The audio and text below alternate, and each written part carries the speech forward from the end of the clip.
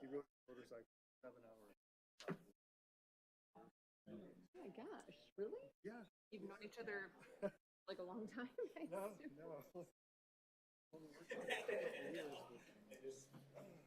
Oh, he really likes you. That's great. But it's nice driving up. You said it was Switzerland?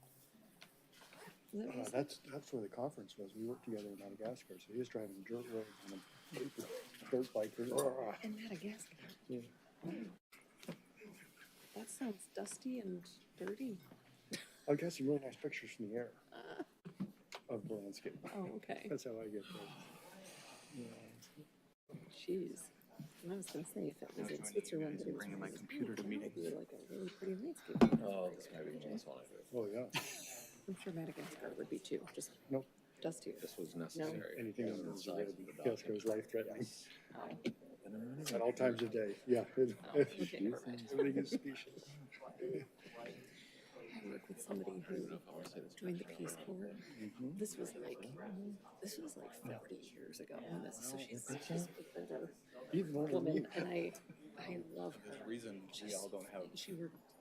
We work at MSU together, and she retired but came out of retirement. She has her PhD. Like, she's had a very rich life. Yeah. And she joined the Peace Corps. I know some about FOIA. I've used it to my advantage. Even though that's what she went to school for. I like FOIA things. And the only way she could join at the time was if she got married. So her and her still husband, they got married after knowing each other. And it worked. And they went to Africa together in the evening. I'm really good at writing. But the story I'll never forget is where she was, what am I doing? How did I do this? But there's not going to be a pool. Even though It's not she was open. driving a dirt bike. Right. So yeah, I guess your answer is yes. Okay.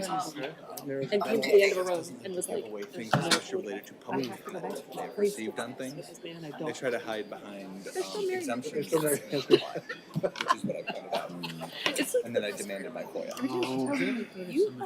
This is what I have so far. Henry, all the details are just spectacular. Over here, yeah, he wants to speak at the end of the meeting. Oh, the second one, okay. Yeah. If somebody called, it's a scam. Hi. This wasn't. Let me know if I can help. Yeah. Anyway. I've got work crises blowing up. If I get an emergency call from my boss, I mean, there's a few and step out for a few minutes. Nope, that's okay, we're just. Okay, we ready? Are we good to go? I think I heard him say you are. Yeah. Thank you. That's a what? All right. Ready to go. And I said, just a question.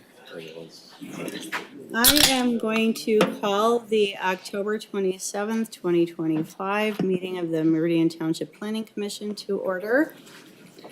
And we will start with a roll call.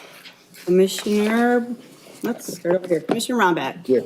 Commissioner Brooks. Present. Commissioner McCurtis. Here. Commissioner Snyder. Here. Commissioner McConnell. Here. And we did get notification that Commissioner Fowler has stepped down, so we have a vacancy on the commission. Congratulations to him on his new job. The vacancy. Okay, and now we are at public remarks. This is the portion in our meeting, or one of the two places in our meeting where we will take public comment for people here in the audience. I have forms from a number of people for this one. I have one for the last public comment already. If you would like to speak, you may do so. If you have not filled out a form, please do so. You'll have 3 minutes to speak. It is the custom of the board not to respond to public comment while you're public commenting, but we do listen to you and appreciate it, and your questions may result in questions that we ask of the applicant or of staff as a result. You'll have a light, the timer will count down. Did I miss anything, Mr. Shorkey? No, it seems pretty clear. This is your opportunity. Yes. This is not a public hearing. So Thank you, it's not yep. gonna be come up during the Yes. during the agenda item. So you can speak to any item on the agenda or any item before the planning commission, and I will read the name of the person. If I mangle your name, I apologize in advance. Please correct me, and I'll tell who's talking and who is on deck. And when you come up, please give us your name and your address. So So first on the agenda, or first signed up is Paulette Grace, and then on deck I think it's Jade Shi.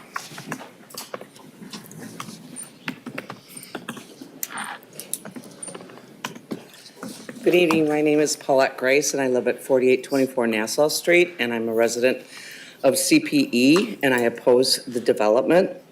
My question for the Planning Commission that I would like to have answered as a resident before you proceed with any development would be to understand the reason the township would want to approve changing the zoning agreement to increase the density when there's already been a litigation to decide that. What does the township see as the positive impact in increasing the density once again after there's already been extensive litigation? What is the current capacity of the drainage system and how will it handle an increase from 312 new units? What does the Drain Commission or Drainage Department say about the impact of this development on the area? How will the drainage design prevent erosion in the nearby area? It's a very big concern for those in the neighborhood who've already had some problems. Will any upgrades to the existing stormwater infrastructure be required or are they planned? And again, I would ask the Commission to provide written answers to these questions. Thank you. Thank you very much. Next I have Jade Shi, followed by Kason Lin. Good evening, everyone. Jay Shi, 1572 Maiden Lane.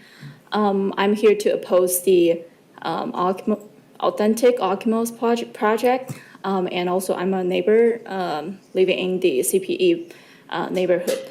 And today I'm here to ask a few questions, and also I would also like to request written responses from the Planning Commission. At the same time, before I left my home for this meeting, I didn't find any meeting minutes from the last meeting. So I'm not sure when the meeting minutes of last meeting will be available online. And we would like to see if our comments and questions are included in the meeting minutes. So that's the first one. And the second one is I have done some research on the master plan of the Meridian Township. And I noticed that the master plan has mentioned the 3 pillars of the sustainable development of the community. Yes, so those are the 3 important pillars, which include the economic impact. And also the second one is the social impact. And the third one is the environmental impact. So I would ask, how would the Planning Commission balance the 3 categories of the impacts involved in the master plan when discussing and considering this proposed project? So that's the second question. And the third question is, we used to have 4 lanes on of the Central Park Drive, but now we only have 2 lanes, but we are increasing the density. So I would like to ask, what's the rationale behind that? With fewer lanes, but more people living there. And the other one is, I would like to request the physical impact analysis for this project. So what are the projected net costs or benefits to the township over the 10 years, 20 years, and 30 years from this project? At the same time, how will the project... Okay, I'll stop here. Thank you. Thank you very much. Kason Lin, and next up will be Mark Klaus. Okay, good evening, everyone. My name is Kaison Lin. I live in 1600 Maiden Lane, also in the CPE. So I'm here to opposite of the new development at the authentic Okimos. So my question is mainly in 2 parts. One is what are the procedures and basically the assurance for the quality and the impact for the new development in terms of the safety and the environmental impact. And the second one will be more on the infrastructure. My neighbors also already mentioned the traffic, the drainage. So what are the plan for the township and the planning commission that you guys have to improve the current infrastructure to make sure that the traffic congestion is not a problem, the drainage in the basement flooding is not a problem for our neighbors, and if you guys have a plan already, who is going to contribute to those infrastructures? Is that going to be the developer or the township? That's my questions. Thanks. Thank you. Next up is Mark Klaus, followed by Yidi Du. Good evening. My name is Mark Klaus. I'm here on behalf of I Development and I Land Holdings, the current owners of the property. I attended your meeting 2 weeks ago. I did not speak during that meeting. I was listening and observing and hopefully gaining information that I could help explain some of the items to you and to give you a little bit of background. I'm old enough to have been with the company when the litigation commenced on this property in 1989. Actually, I've been with the company 40 years next week. This piece of property has a long history, obviously, and I think it's important that the Planning Commission and the residents understand that the decision made by the court in 1992, based on that 1989 case, was the fact that the zoning that the township and the refusal to rezone the property was found as unconstitutional. We worked closely with the township to come up with a settlement and an agreement that would work for both parties. That has been changed several times. And so it's not as though we are trying to now change something what the court already agreed upon. We've worked on a settlement agreement and changed that over a period of years. The owner of the property currently is the Ide Land Holdings. The George Ide family is the managing member of that organization, and they are charged with the orderly disposition of this property. So it's not really a discussion now of if that property will be developed, it is how that property will be developed. The current agreement between ourselves and the township is that it'll be zoned commercial along the front and multifamily along the middle behind the commercial and adjacent to Central Park Estates. It's important to understand that that zoning is in place. It can be done. It doesn't need any other approvals other than those of the normal review of the site plan and through the other agencies like the Drain Commission, the Road Department, excuse me. So it's important, I think, to recognize that the request that we have before you is a downzoning. It reduces the traffic, as the staff report said, I think by 76%. It changes what is being proposed, changes the fact that these buildings could be 45 feet adjacent to the property line as it sits today. They're offering to make that at least 100 feet. I think that's an important item to note. They're also limiting the access points to Central Park Drive and Times Square Drive. That is not the case under the current agreement. And I think those are points that you need to recognize, will recognize, and appreciate your time. Thank you. Thank you. I'll be here to answer questions as the rest of the day goes on. Appreciate that. Thank you. Thank you. Next up is Yidi Du, followed by Rupender Varithi. Good evening, Planning Commission and Director Schmidt. My name is Yidi Du, and I live in Central Park, 1572 Maiden Lane. And I'm opposing the Authentics project development because of the drainage and flooding issue. So I moved to here, Okemos, for like 1 year. But my house was built in 2013. So in the past 10 years, there are 2 basement leaks in my basement. So which clearly shows that the area is super wet and have a potential flooding issue. So please keep that in mind, and I have a few questions. So first of all, is the Ingham County Drain Commissioner aware of this project? And have them formally review the plan? If not, how can this proposal move forward without their input? Second, who will take responsibility if there's increasing flooding in that area, including our neighborhood and Georgetown neighborhood?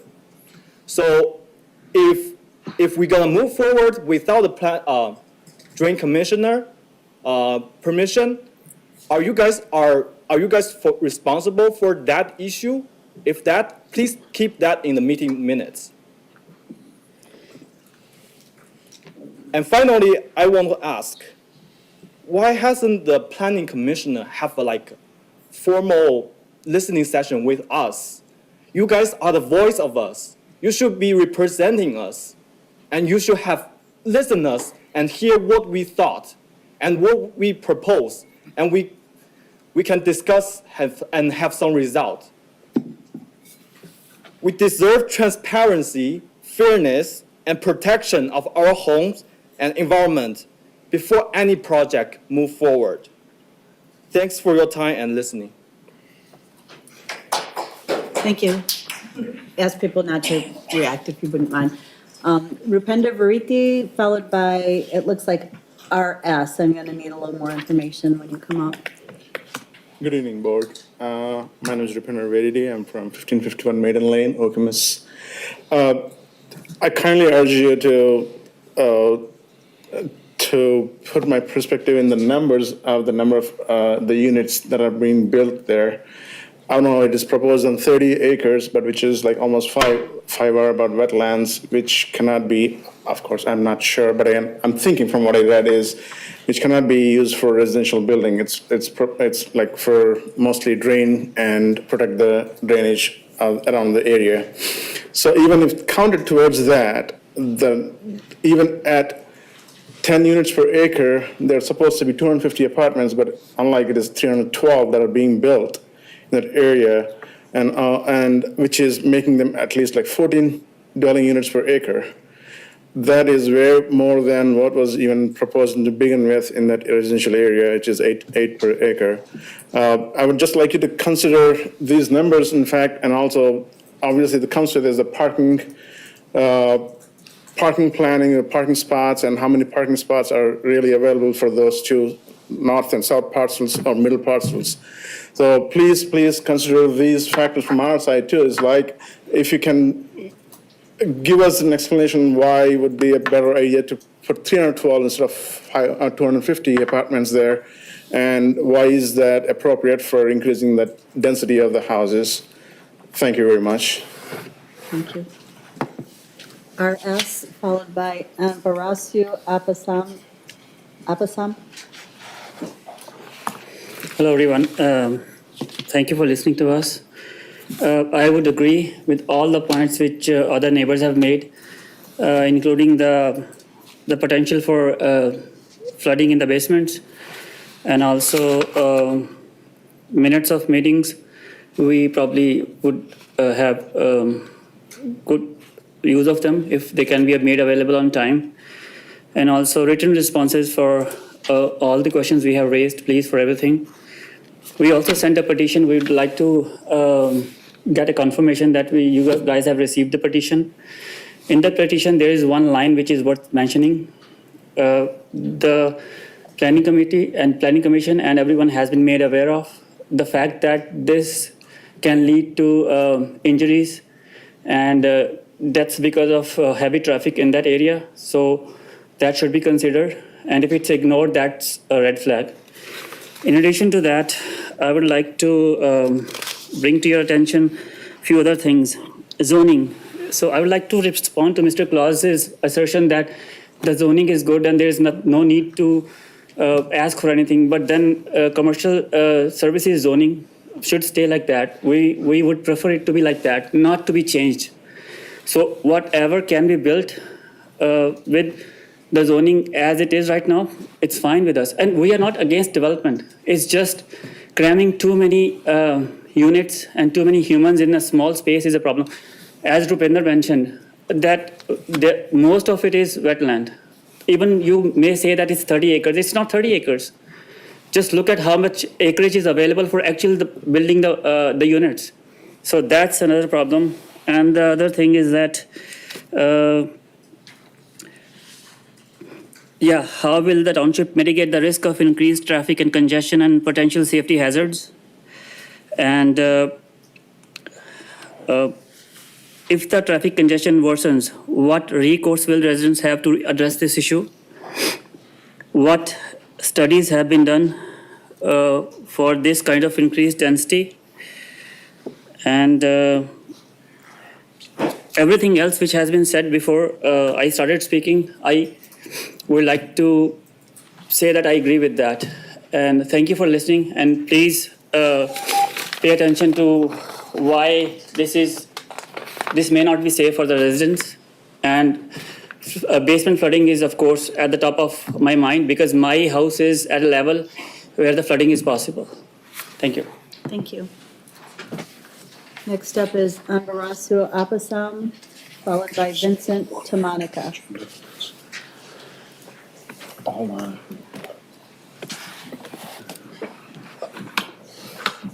Good evening.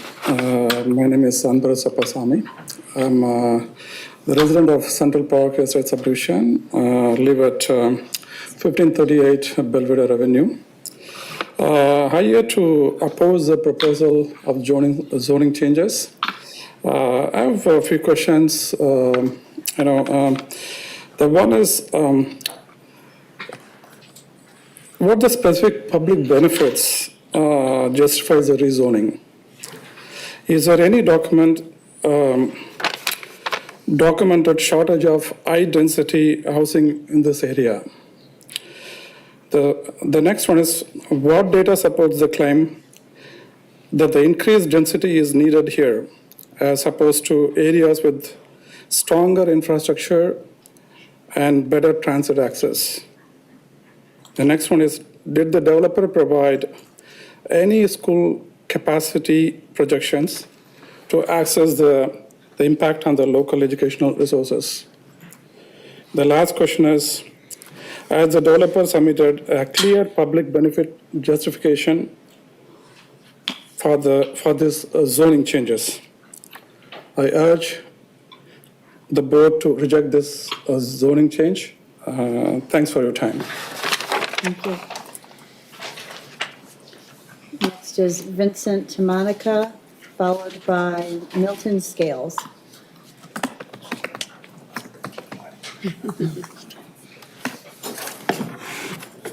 We at Central Park Estates understand that Meridian Township has approved apartment complexes next to single-family homes. I'm sorry, sir. What's that? Your name and your address. Vincent Tamonica, 4877 Nassau. Thank you. We at CPE understand that Meridian Township has approved apartment complexes next to single-family home neighborhoods in the past, but each neighborhood has its own unique aspects. Central Park Estates is in effect a large cul-de-sac with no back door out. We have no choice but to enter and drive in through Central Park Drive. It's a narrow road with an influx of approximately 2,000 additional trips in and out on Central Park Drive with authentic Okemos opening up, and with more units filling up at Grand Reserve Condo Complex, we anticipate traffic backups getting in and out of Columbus and Belvedere Avenues, our only ways in and out. If a fire breaks out, we could be stuck in this trap, especially if fiery debris is blocking our few access roads. Authentic's residents will get out, but CPE residents less likely to. The firefighter to population ratio is less than 1 to 1,000 residents. With Authentic's, CPE, and Grand Reserve, the ratio will be spread out even thinner. How will Meridian address this increased population to keep us safe? Will the developers be required to contribute to infrastructure improvements such as widening of roads or mitigating safety hazards at cross streets, as well as sewer, stormwater, and other infrastructure? Or will that be passed along to the unsuspecting taxpayers? What are the plans to improve road width? 2 lanes is not enough now for pedestrians to cross safely. You're risking your life to cross Central Park Drive as it is right now. And how will increased density affect emergency response times, school bus routes, pedestrian safety? How will you assure us that the new development will meet safety and environmental standards in general and drainage standards? When traffic conditions worsen, as they inevitably will, very quickly, once this goes in, what recourse will residents have to address this issue? In effect, you're our representatives. What are you planning for us? Disaster? Or something that we can actually live with? And by live, I mean survive. What public benefit justifies this increased density request? There's certainly no benefit for current residents. Thank you. Next is Milton Scales. I do not have any other forms, so if you are here and would like to speak during this public comment time, please fill out a form.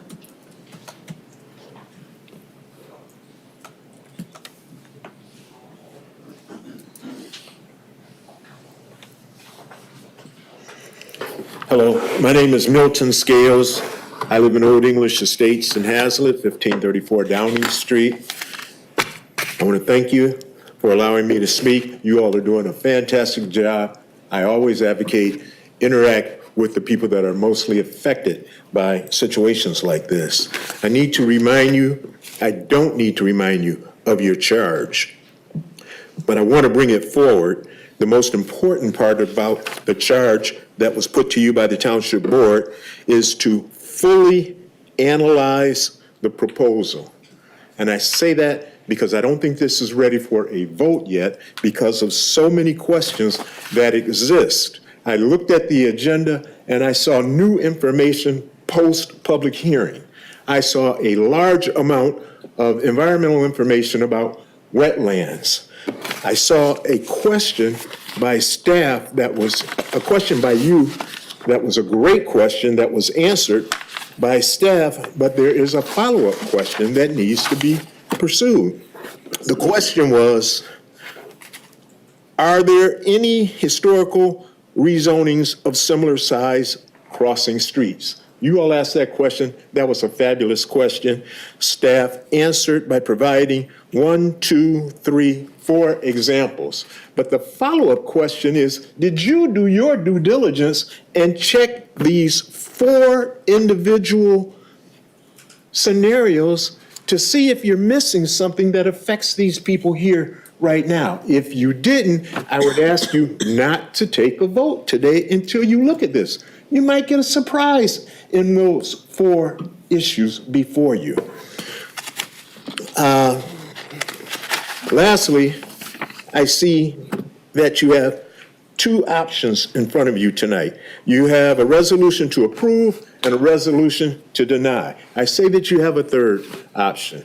Your 3rd option is you can let this ride so that you can do more investigation into this, so that you can answer more of the questions of the people that are asking tonight and the previous questions that they never did get any answers to, and be more prepared to make a decision at another meeting. Do not rush this. Please do not rush this. Get this right, because the Township Board is going to be depending on your recommendation, and thank you for your time. Thank you. And those are all the forms that I have for this portion of public comment. So we will move on to approval of the agenda. I would entertain a motion to approve.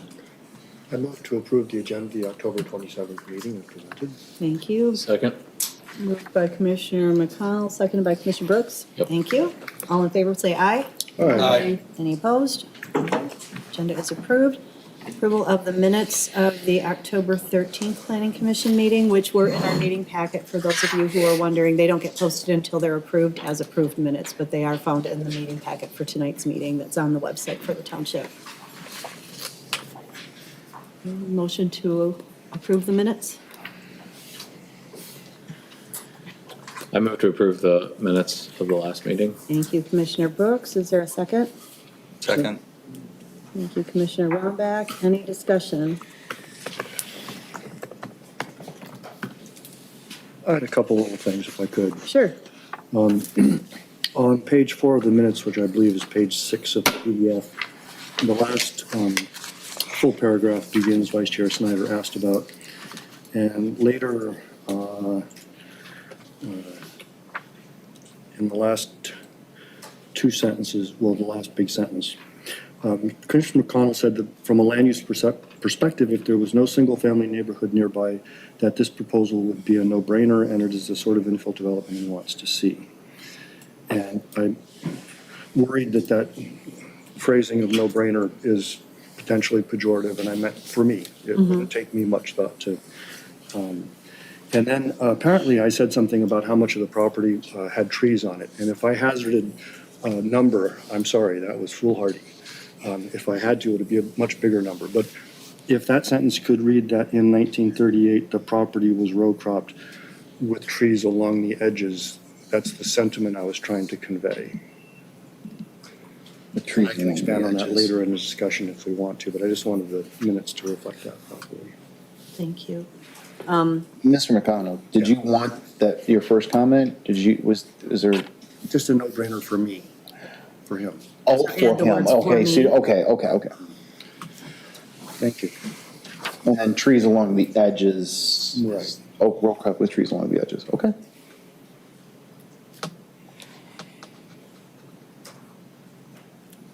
Anybody else have any other potential changes to the minutes or any corrections? Okay, if the mover and the seconder are okay with the friendly amendment from Commissioner McConnell, all in favor of approving the minutes as slightly changed, please say aye. Aye. Any opposed? Thank you. Minutes are approved as slightly amended.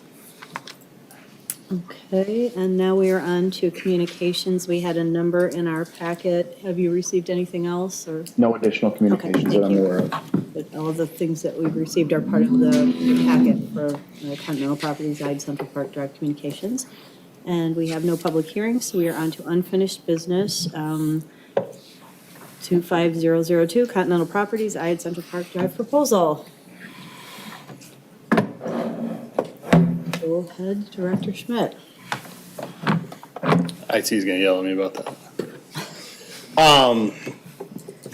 Thank you, Madam Chair. And so, we have brought back to you this evening the request from Continental Properties to amend the settlement agreement covering the vacant properties along the east side of Central Park Drive to the north and south of Belvedere and Columbus, and in between Belvedere and Columbus. And just to reiterate, what we are looking at is approximately 30.65 acres.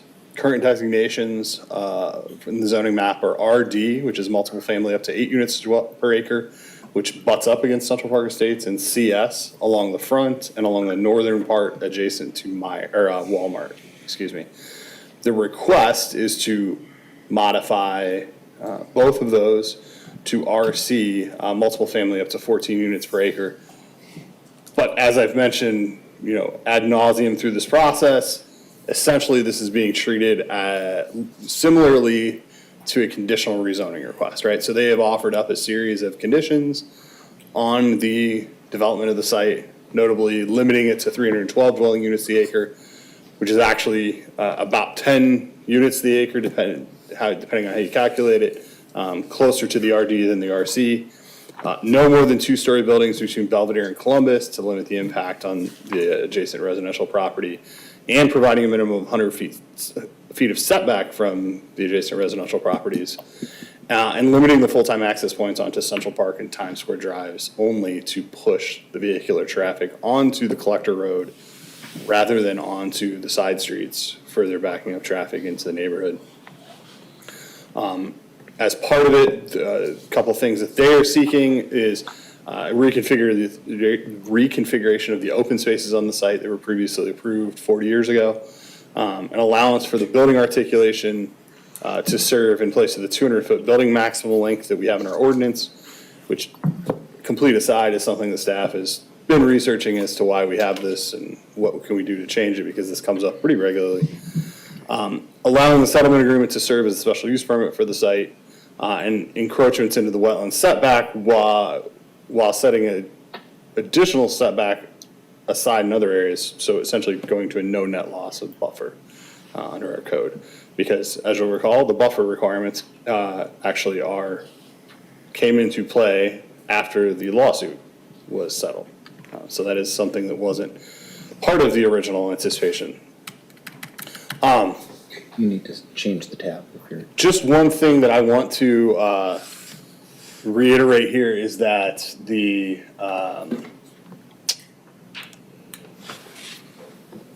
project still is, this is extraordinarily early in the process. If this was a traditional project, we'd be talking about this is the rezoning. Still needs to go through special land use, still needs to go through site plan. So all those details that we've talked about with regard to drainage, with regard to specific road design, with regard to the sewer, the rise run on the sewer line, all that stuff will get worked out at the site plan review, as it does with every project. With every project, once we get to site plan review, the Ingham County Drain Commissioner's Office gets involved, the Ingham County Road Department gets involved, because, you know, they tend not to review concept plans very in-depth. Their comments back are generally, here are our standards, please meet them, which, you know, is probably appropriate for the time period. So all of those issues will be addressed if we get to site plan review on the project. You know, I'm not going to go into a great level of detail with respect to my responses. I'm sure the Planning Commission has all read them, and you have additional thoughts that you would like to discuss this evening. You know, the one thing that I do want to point out from my report, and this is, you know, this is what happens when you send me to training. I come back with new and fun ways to make you talk on the record. But regardless of the action the Planning Commission takes tonight, and to former Commissioner Scales' point, you know, you do have the option, if you do have additional thoughts and concerns and questions, please raise those, and we will come back with additional feedback.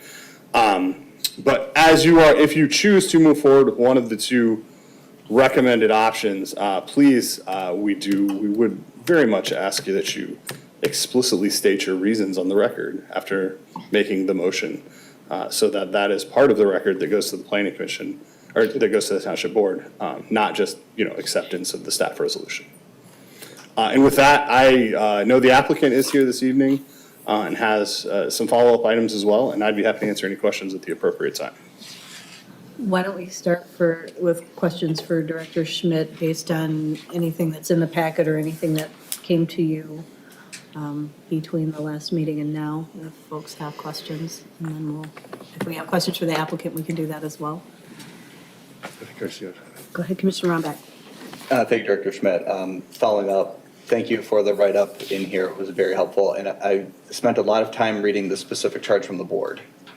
The specific charge comes down to, in pertinent part, should be amended to replace the current zoning with a new classification. Correct. All right, so that could mean, really, candidly, any classification is available, because it's not limited us to RC, RD, RDD, any of these, correct? 100%, absolutely. So more or less the menu is available. Certainly. All I would say is that, again, as I just mentioned, that any recommendation that's made, that the reasons for said recommendation are directly espoused on the record. Appreciate it. Thank you. We've got some easy ones. Please go ahead, Commissioner McConnell. Yeah, thanks so much for putting in some draft language on non-motorized connections. Is there any chance we could look at those three suggestions? Absolutely. Well, the two specific ones and then the more general. Yeah, so certainly the first one is relatively straightforward. The pathway master plan shows would you like to see the plan? Is that what you're asking? Plan or the map, either way. Just a reminder of all the avenues and, you know, folks following along at home here. So it's going to take it just a second.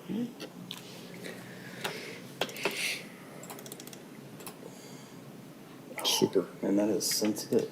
So this piece is relatively straightforward. The pathway master plan actually calls for an off-road path running along the north side of Belvedere, somewhere behind the Central Park Estates properties, over to Powell and then further afield. Obviously, now that we have wetland surveys and detention basin locations, it would make more sense for us to bring this to an on-road path. And that's after talking to the engineering department. The recommendation at this point would be to simply make this an 8-foot wide pathway, which would be consistent with what we'd expect to see on an off-road pathway. The second one, also relatively easy. There's if you look, there's already okay, it's actually covered right here, but if you look at an aerial photo, there's a pedestrian connection coming out of Walmart right about here. And so it'd be a very easy connection to be made right there to connect this project into the Walmart parking lot, provide better access between the projects. Obviously, then, someone doesn't have to get in their car and go on to Times Square for, 400 yards, basically. And the last one really is where we're trying to leave a window open for the road department to chime in here. I mean, there are certain places, obviously, that I think we could all agree that, a hawk signal, similar to what we have on the other parts of Central Park Drive, closer to the building we're in here, would be appropriate. But I think we're going to need to have a lot more conversation with the road department as to whether or not that's feasible in this location. This location, right or wrong, factually has less traffic than the other part of Central Park Drive. And so, it may be a different standard we need to look at. It may be a pedestrian crosswalk to start and then a hawk signal down the road as traffic increases. But those are the conversations we need to have with the road department if this project does get legs. And so that's where we are trying to provide some broader language to accommodate for those discussions in the future. Thank you. Thank you, Madam Chair. Go ahead, Commissioner Curtis. Excuse me, we talked about traffic, traffic signals or what have you. I mean, I know my question is very specific.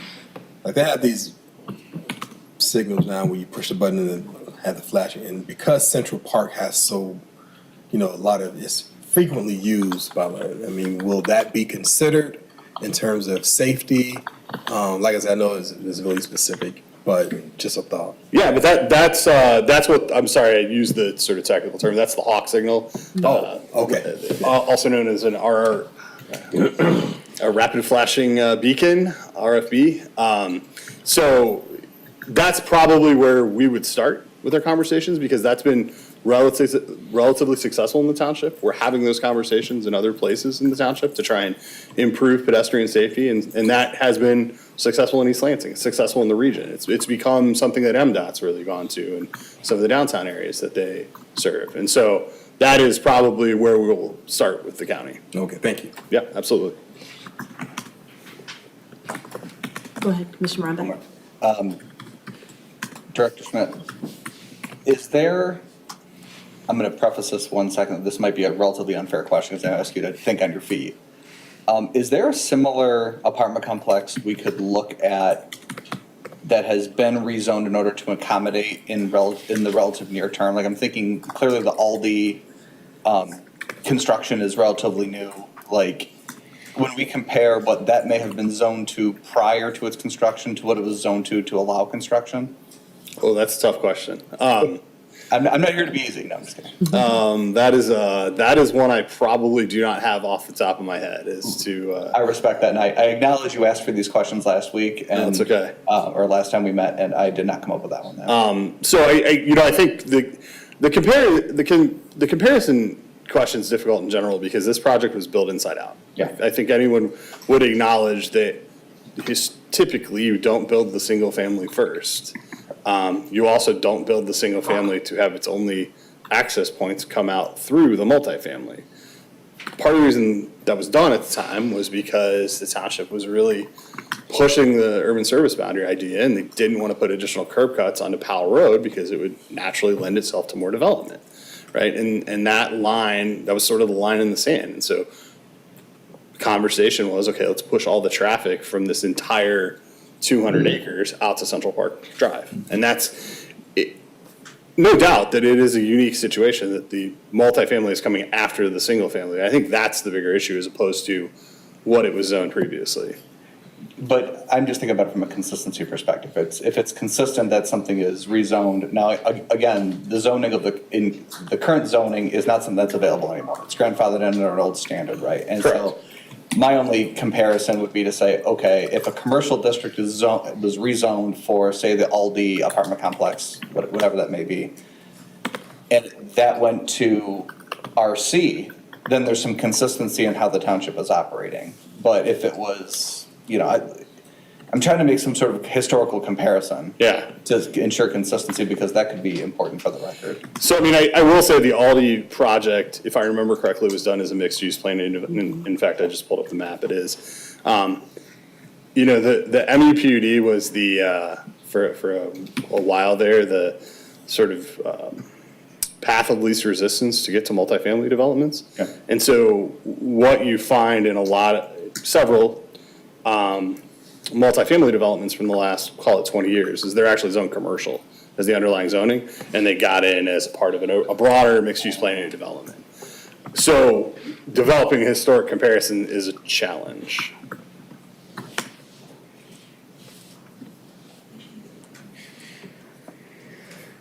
I would point out even the Hannah Plaza area. The Hannah Lofts is actually zoned office. Or not the Lofts. The Lofts is zoned commercial. The one at the back is actually zoned office. Yeah, I'm blanking on the name. I think of them in terms of their utility bills, not their names. It's interesting because this is such a unique situation where it's governed by settlement agreement. Absolutely. And so do you pull in those comparisons or do you intentionally leave them out? And I don't know if there's a right or a wrong answer, but I thought it was worth posing the question. Absolutely. Understood.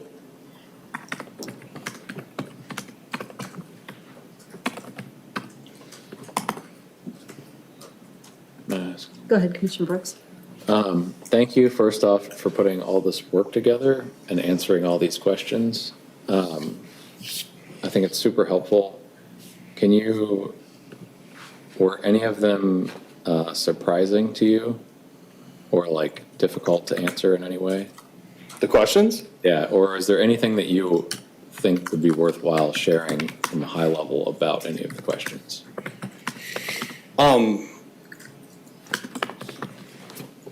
I mean, I will say, that the accident data is very easy to pull. We only pulled the last 5 years, so if there's some desire to get deeper into that, we can. In talking to the police chief, he did not indicate there was anything unusual about this level of accident, especially given it's on a curve. You have people slide offs, you have people not looking the right direction when they pull out of MSU kind of thing. Which, at that point, right, you're looking at, adding the curb cuts in the most appropriate place possible, which also leads to, okay, let's at least have one of them on Times Square so that you're not trying to put 2 curb cuts or you're not trying to put all of the traffic out towards Central Park immediately, right? You're pushing part of it off to the other commercial collector street. And I would just, again, reiterate the sort of future land use question is a challenge here because of the lawsuit, right? I went back to even like the 1972 plan, I believe, and it was partially multifamily, partially commercial, right? And it's always sort of been in that ballpark somewhere of 5 to 8 dwelling units per acre, commercial over a portion of it, right? And so once the lawsuit hit, really from a planning perspective, there was we left it alone, right? By and large, it was, we don't make major changes to this because we don't want to potentially upset the settlement agreement or have the judge say we're trying to backdoor something in, right? You kind of keep it the way it is and let it ride until the development's done, right? And then when the development's done, okay, let's align the future the land use map with the use on the ground and move on. That's not to say that the future land use map isn't important, right? It's talking about what the surrounding area is intended to be developed as, but I would not make that the only reason I was making a negative recommendation for this project. And I think the last thing I'll just touch base on is this whole idea of the crossing multiple parcels over streets. Again, the project was built backwards. The single family came first and punched the roads through. From our perspective, parking won't be a problem. I mean, it's generally laid out in such a way that the 2 sites can stand on their own. And the zoning often crosses streets in our map in general. And so we don't have any major concerns with respect to that whole idea of it being split up across streets. Is there? Yeah, I've spent a bunch of time thinking about that around. So you have single-family housing units, and then you would have apartment buildings or multifamily dwellings, and there must be there's other places where this happens, and it seems odd at the moment, but it still happens in other places, right? There was a list. Yeah, well, no, I know, I'm just saying this out loud. Yeah. That there are other places where this happens. But on the traffic, so on that note, but then I want to come back to the traffic accident data that we provided. So I appreciate that, and I thought that was super helpful. And so thanks to the police department for providing the accident information since 2020. So there's 19 crashes, and these happen at the 5 nearby intersections. But 5 of those were single car accidents, multiple involved ice. And so there's really 14 crashes that happened in the past 5 years regarding the traffic patterns that are going on. And then even if you look at the packet from today, the crashes that are happening on Central Park and Belvedere, for example, there's only 1 crash that's happened. And that was actually against a deer, which, to the point about the environmental impacts, is that the more nature that we have nearby, there's going to be more deer, and therefore there could be more deer crossings. So I think that data is super helpful. But I'm not saying that we shouldn't balance both sides of that, where we have nature and traffic safety at the same time. I wanted to ask you another question about the special use permit. So I reread our special use permit code this weekend, which is a fun read in case anyone is curious about our special use permit ordinance. It's real riveting stuff. So I think I'm understanding this. So we are not talking about a special use permit in this case, right? So this is a settlement amendment, but I was just thinking through that as a logical framework. So that, my understanding is that requires, like, buildings can go up to a height of 35 feet. And that, or was it 25 feet? So the base level for height in the RD zoning district is 25 feet. And so that's part of the request, is to get to that 3rd story north of Belvedere. Right. And so so is 25 feet enough? Their current plans appear to meet our code requirements.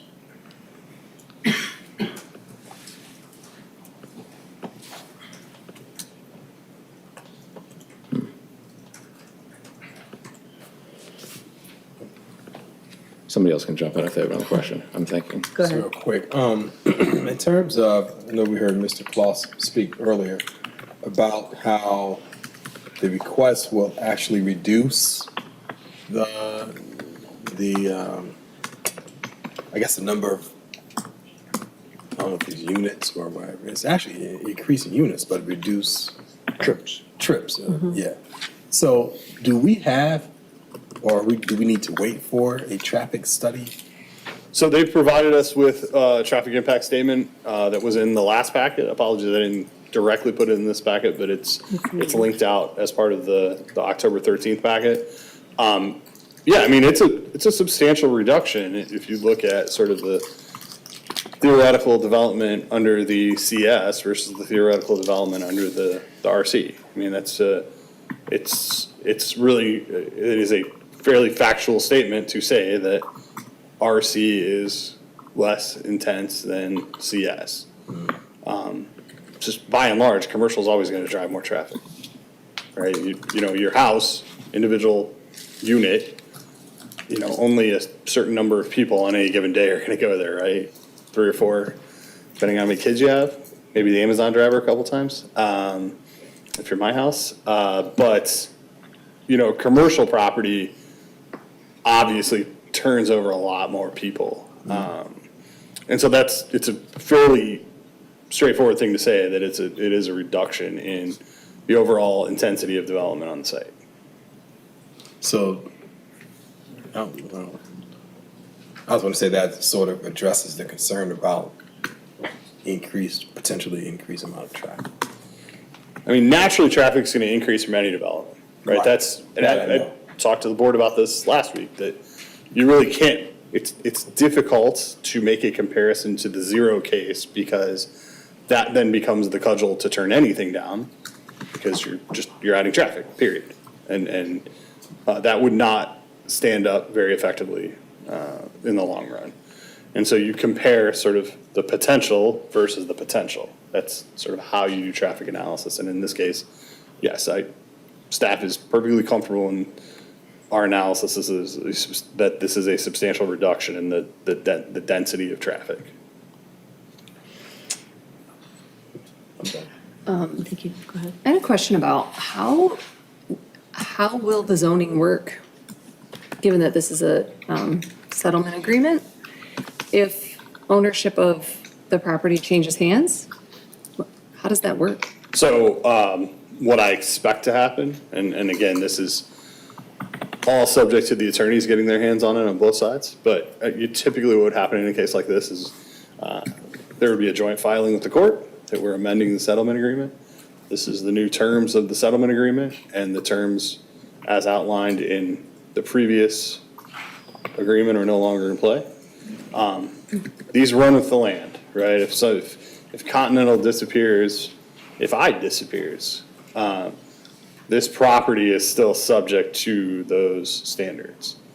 Now, there's several legal arguments on the side that could be made about whether that's fully true if the corporations no longer exist. But from our perspective, when you amend the agreement, that runs with the land.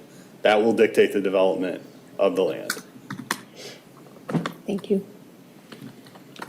I apologize. I was not able to be at the meeting where we conceptually talked about this, not our last meeting, but the one before that. Yes, ma'am. And I know you provided the board, and I did review the meeting and watched it, but just for my edification, I think one of the things you talked about there was how a similar process of amending the settlement agreement was undertaken in order to build the development that's there now for the single-family housing. Am I understanding that correctly? Correct. In 2002, the original, I believe it was 2002 when the original thought came up.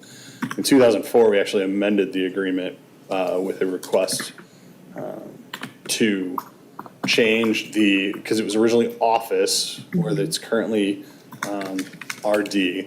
And so to push forward on the Central Park Estates project, they changed the office designation to RD, but kept at the time the CS, thinking, right, you're stacking land uses as it goes back from Central Park Estates.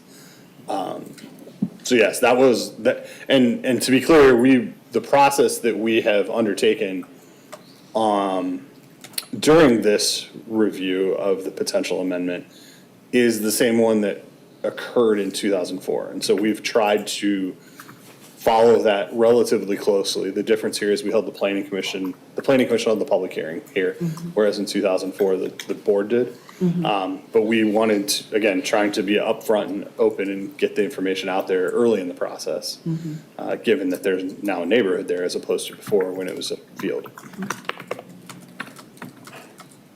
Thank you. Any other questions, thoughts? I have another question. Go ahead, Commissioner Brooks. Director Schmidt, if we were to build under the current zoning, so would they, like the current structure of the settlement, would there be a requirement for a special use permit?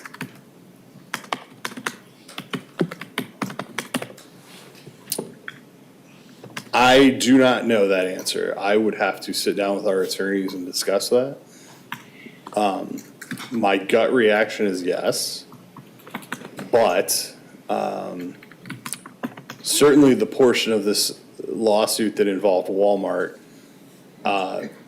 explicitly approves the Walmart plans. And so I would need to go back and reread things in some detail to understand that, to fully get that, and probably talk to our attorneys.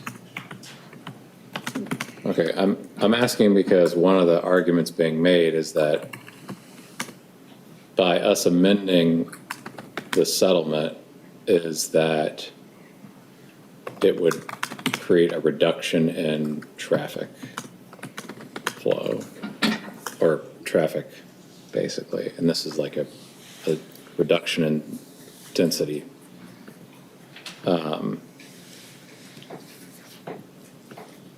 But then, am I misremembering, was there a recommendation that we, or maybe not a reduction, was there a note in here about getting rid of the special use permit requirement? So one of the things that needs to be discussed as part of this agreement, settlement amendment, if it goes forward, is whether or not that requirement stays in play. And this is, that is me hedging a little bit because I don't have the answer to that, because part of this discussion, as you rightfully pointed out, is partially based around the special use permit requirements, right? Because the board charged you with discussing the land use and potential changes, you're getting into a lot of the same things. So there is a question of whether or not we would appropriately go through that process again, or whether the settlement agreement becomes the special use permit for the site. So that is a TBD at this point. So then, so let's say, in theory, we gave up the special use, not give up, we amended this so that we didn't have to do this, the special use permit. By doing this whole process right now, is there anything that we aren't doing now that we would do during a special use permit? No, and that's a great question. Part of the benefit in following the 2004 process is we're essentially doing the same thing we would do under a special use or rezoning, doing public hearings, doing outreach, and then having the planning commission review, make a recommendation to the board.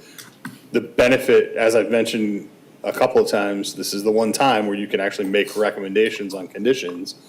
And that, I think, is the benefit of handling it in this way as opposed to doing it under a traditional conditional rezoning or doing it under a traditional special use permit, because in those cases, you pretty clearly have to be directly connected to a specific reasoning as to why that condition's being put in place. In this case, recommend it to the board and, throw the dart against the wall and see where it lands. Okay, so one of the special use permit requirements, though, is that the 25,000 square foot of space across an area. So then,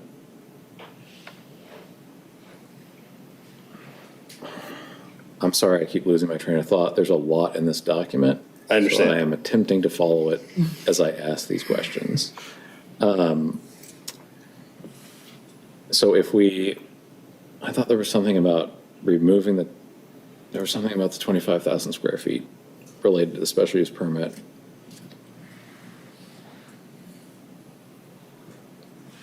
I'm gonna have to pause at this line of questioning. Sorry about that. But thank you for the answers about the other aspects of that. Absolutely.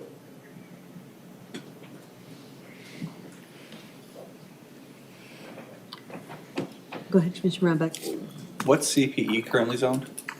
Or D? Sorry, I was gonna pull it up here, but I don't know the Wi-Fi password. It's zoned RA. RA. Yeah. And what's the dwellings per acre on an RA? 4.5, 4 point, I think it's up to 5, if I remember correctly. Okay. 10,000 square foot lots, basically. So 4.35. Thank you. similarly. I was wondering about the dwelling units per acre for RDD. I'm trying to find it, but I'm having a hard time. Our DD is 5. Okay. That is our lowest multifamily district. Our CC is our highest at 34.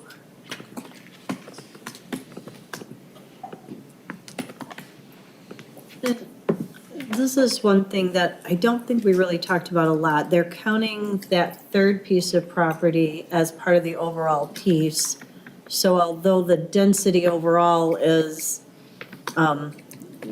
what's consistent with the full scope of the property, the one piece with all the wetland isn't really, so it's essentially becoming denser than it would. Am I understanding that right? Like, because of where they're putting the buildings, if you didn't have that third empty property, that you're counting those acres without the build. I mean, I think the flip side of that would be if I'm the developer, I put a couple buildings on the vacant lot property then. Yeah. You know, that's part of the reason we gave you the breakdown of what the individual densities were. It's top Yeah. of page 47. Okay. You know, the northern property is just under 11, Okay. the middle property is at Sorry, I 13, missed and the that. southern property is obviously 0. Thank you. Yeah, and I know that's not uncommon, and it does help. I think in some cases, we've actually encouraged developers to do that, because then you don't lose some of what people are saying is valuable, which is that undisturbed natural space. And so if you've got this agreement, having that there does preserve some of the nature that people are saying is so important to them. So, and it would make it not developable because it's part of this agreement. You'd have to rezone in order to, you know, they'd be held to not putting anything there if they'd agreed to this and nothing else changed. So to me, that could be seen as a positive also. I just wanted to make sure I understood. Absolutely. Okay, thank you. Is it possible to, kind of going along with that, page 47 and the description of the different parcels, the acreage in the proposed dwelling units per acre, is it possible, I know it's got to be in the packet somewhere, to visually see those 3 parcels on the screen? Yeah, absolutely. Thank you. I can actually give you an easier way to show it.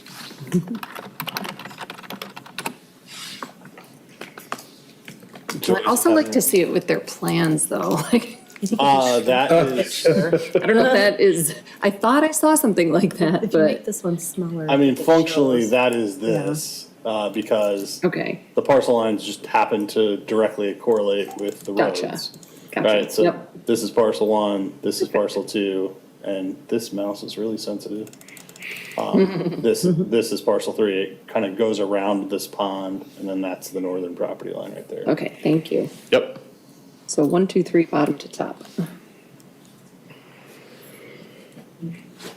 Does Walmart have to agree to the area right next to them being rezoned CS to, or from? They do not. Okay. They will likely get notice as they're a party to a separate part of the lawsuit, but they don't have to agree. Okay. That northern parcel is RD, correct? The northern parcel is split. Currently. Sort of the back portion of it here is RD, and the majority of it's CS.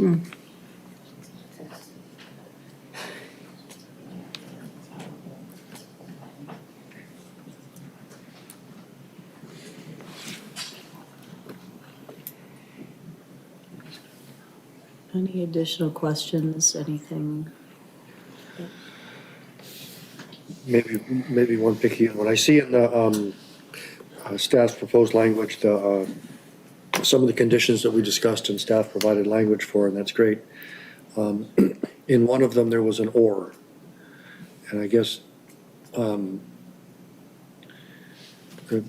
2- and 3-story buildings are, I'm not sure that we've discussed that one and said which one we would. Yeah, so staff's, the actual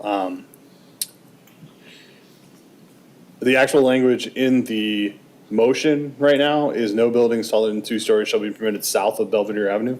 We did provide you with some alternative language if there's some desire to get far more specific.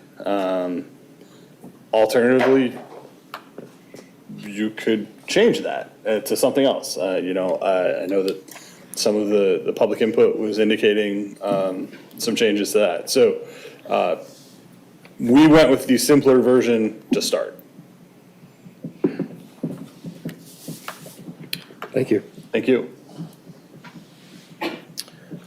Another question about the special use permit ordinance. I think it says that there's no more than 2 unrelated persons permitted by right.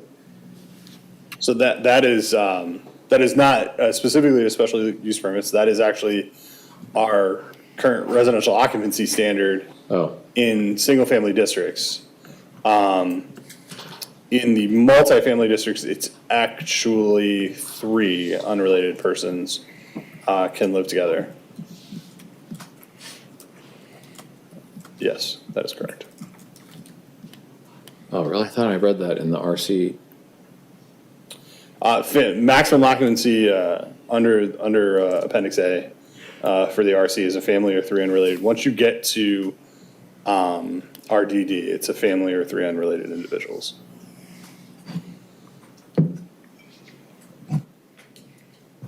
Subject to a whole lot of complications if you get into duplexes, which we don't have to deal with. Okay. So then the permitted use of this RC zoning, though, is 3 unrelated persons. A family or 3 unrelated persons can live together in an individual unit in that zoning district. Okay. Subject to building code and fire code and all that stuff, but by the zoning code, that is the allowance. Right.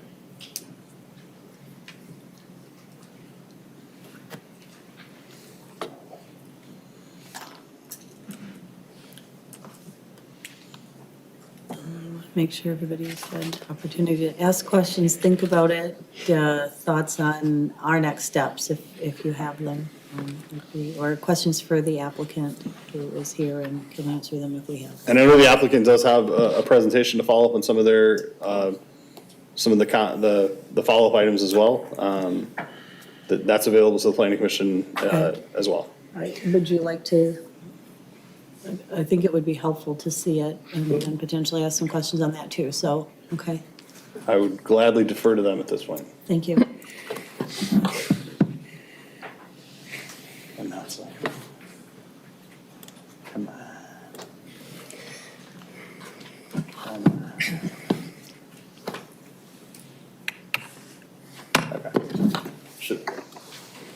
Before Brett addresses the items that were supplied to you, a couple of points came up during your conversation with Tim that I think are important from the historic person, if you will, here.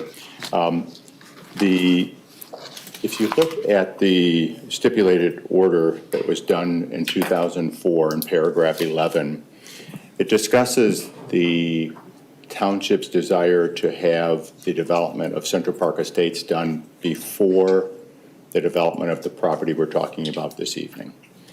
I think Tim has mentioned on a couple of occasions that it was done in reverse than what one would normally do, which makes sense because as a developer, we developed Central Park Estates, we sold that, had people buy there, and even though the zoning was in place, they've gotten used to having this vacant land adjacent to them. And so what you do is you end up developing property that ends up bringing people who do not necessarily support your project as you move forward. But that was a requirement that the township, I think they had a concern. I'm going back over 20 years now in memory. But there was a concern that if we had the commercial and then the RD zoning, that something would happen and we would want it to be more dense than the RA that as it was developed. The subdivision had been approved, but it had not been built. So that was done, and it was done in reverse. I mean, it was at the requirement of the township that it be done before they did the rest of it. So that did occur, and we are now obviously working through that process of what happened. The other part that I think is important is this is a little bit different than the typical rezoning, even though I know we're kind of going through that same process, having the Planning Commission make its recommendation to the Township Board. And I believe the question was asked, do we need to do the zoning that was requested, or can we do something different? And Tim's answer was you can do something different. And I agree, I don't disagree with that at all, but it's different than with a normal rezoning, because if someone came in and asked for commercial and you said, no, I think it should be rezoned to office or to a lower step of commercial as you now have it. Ours is zone CS, which was everything. You could make that recommendation and the township board then could rezone the property to something less than the applicant requested. This is different. It's going to require that the township and ourselves, the owners of the property, agree to make any changes. So it may go back with a different recommendation, and if it's not a recommendation that works for both parties, for the township and for the landowner, it won't change. We'll end up keeping the same zone currently. I think there's a little bit, just want to make sure that was clear to everyone. I think Brett has a lot of information to share with you, and I won't take any more of your time. Thank you.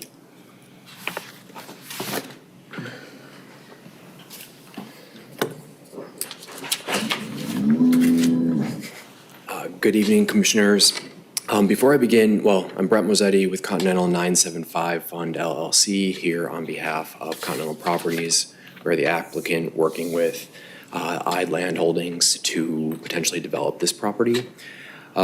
Before I jump into my brief presentation, I just wanted to address one item that Commissioner Brooks brought up about building height. It's my understanding that the RD and RC zoning currently allows for 35-foot buildings by right, not 25-foot buildings. And so between the RD or the RC, I believe that 35 feet is your by right building height. And just want to point out that Continental's proposal by the township's definition has buildings at 27 feet, so significantly lower than what is allowed and very similar to the existing single family that exists at Central Park Estates. Moving into my presentation here, I'm just going to recap our request and then provide a little bit more information, additional information that was requested and discussed at the October 13th meeting. We did also send a memo that I believe you should have all seen with some of the information I'm going to go over. To recap our request, we are seeking to amend the existing settlement agreement that has been in place since 2004 and prior to any of the Central Park Estates homes being built or occupied. This exhibit here shows what I believe was requested earlier of which zonings are currently allotted on which portions of the parcel. And so you can see the area in blue, which is roughly 18.3 acres, and 60% of the site is currently zoned CS. That zoning by right allows for taverns, nightclubs, retail, banks, offices, dance and music studios or theaters, building supply and equipment stores, grocery stores, among other uses. Those are things that could be built by right today without any public input. The other 40% of the site, or 12.38 acres, is zoned RD, which allows for multifamily at 8 units per acre, up to 35-foot buildings, and setbacks at 45 feet. So again, those multifamily units, about 100 units, could be built today by right with no public input. With that said, the request that we are making is to remove the commercial CS zoning from the site as a part of the settlement amendment and allow for multifamily uses across the entire site at approximately 10.2 to 10.5 units per acre, depending on how that's calculated at the township level. This allowance is slightly over the RD allowance, but it is far less intense than the uses that are allowed today by right. With that said, I'm just going to touch on both vehicular and pedestrian traffic, and then I'm open to any questions. Starting with vehicular traffic, I want to point out that Fleis and Vandenbrink did our traffic impact study that was provided as a part of our application. They are a well-regarded traffic engineer who operates all over the state of Michigan. Continental did hire them, and they have done, we chose to hire them because they've done a lot of work in Meridian Township. Specifically, they did the traffic study for Grand Reserve, for Silverleaf, among other commercial uses. And I point all of this out because any question of their integrity is unfounded, and they developed their report based on data, not opinions. So that report is available. I'm just going to highlight a few of the items within it, starting with the existing conditions. As we've discussed, the Central Park Drive, Columbus, Belvedere, and Times Square were all roadways built in the mid to late 90s. And they're all under the roadway department jurisdiction. Central Park Drive was originally striped with as a 4-lane section. In 2020, the county decided to, because traffic volumes did not warrant the 4-lane section, meaning there was not enough traffic on Central Park, they revised the striping to what it exists as today, which is a 3-lane section. And according to the data at the DOT, at our property's location, there are approximately 5,545 vehicle trips per day. It is industry standard that 3-lane roadway sections can accommodate 15,000 or up to 20,000 vehicle trips per day. And so the existing condition is, I suppose it's up to 75% less than what it could accommodate in its current situation. To briefly relate that to Continental's proposal, as everyone knows, we're proposing 312 units. Per the traffic study provided, the proposal will generate approximately 1,997 vehicle trips per day on Central Park Drive for a total of 7,542. To reiterate, capacity on Central Park is 15,000 minimum, so we are less than half of what the capacity of Central Park Drive has and was designed for. Just to hold on that for a brief second, we had F&V look at a few different alternatives to Continental's proposal for this property. We called them in our memo to you consent judgment 1, 2, and 3. And what those scenarios showed is different by right scenarios that could be built and how those scenarios would generate traffic in the area and on Central Park Drive. The first one, consent judgment alternative 1, was based on how we looked at how retail is developed in the township generally, by looking at aerials, grabbing a building footprint and the associated parking, and planning that on the site. So this is concept in nature, but it was assumed that across the 30 acres, you would have your 99 multifamily units on the RD portion of the site and 118,000 square feet of commercial on the commercial portions of the site. When you look at the table provided here, that trip generation brought, based on those uses, brings you up to a potential of 8,393 trips per day on Central Park Drive. That is over 6,000 more trips than what Continental's proposal would provide. Consent judgment alternative 2 takes a more conservative approach. So this cuts that commercial square footage in half. This looks at the potential of those 99 multifamily units in the RD zone districts, along with 59,000 square feet of potential commercial within those commercial areas. What this results in, per the traffic study, is a trip generation of approximately 4,535 vehicle trips per day, which is a little bit over 2,500 more than Continental's proposal. Again, Continental's proposal would generate about 1,997 trips per day. To conclude the options for a variety of data points, we looked at Walmart specifically. Walmart's use would be an approved use in the CS zone district, and is also currently zoned CS. And we took a look at the floor area ratio of Walmart, meaning how much of the building footprint is built on the site relative to its acreage of the site.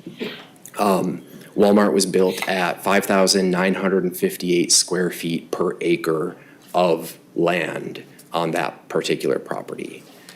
If we applied that ratio to the developable acreage of the commercial land here, and when I say developable acreage, I mean we subtracted the wetland areas, we subtracted any sort of odd portions of the site that you just couldn't develop because of the wetlands, and found that we had about 12.76 developable acres here.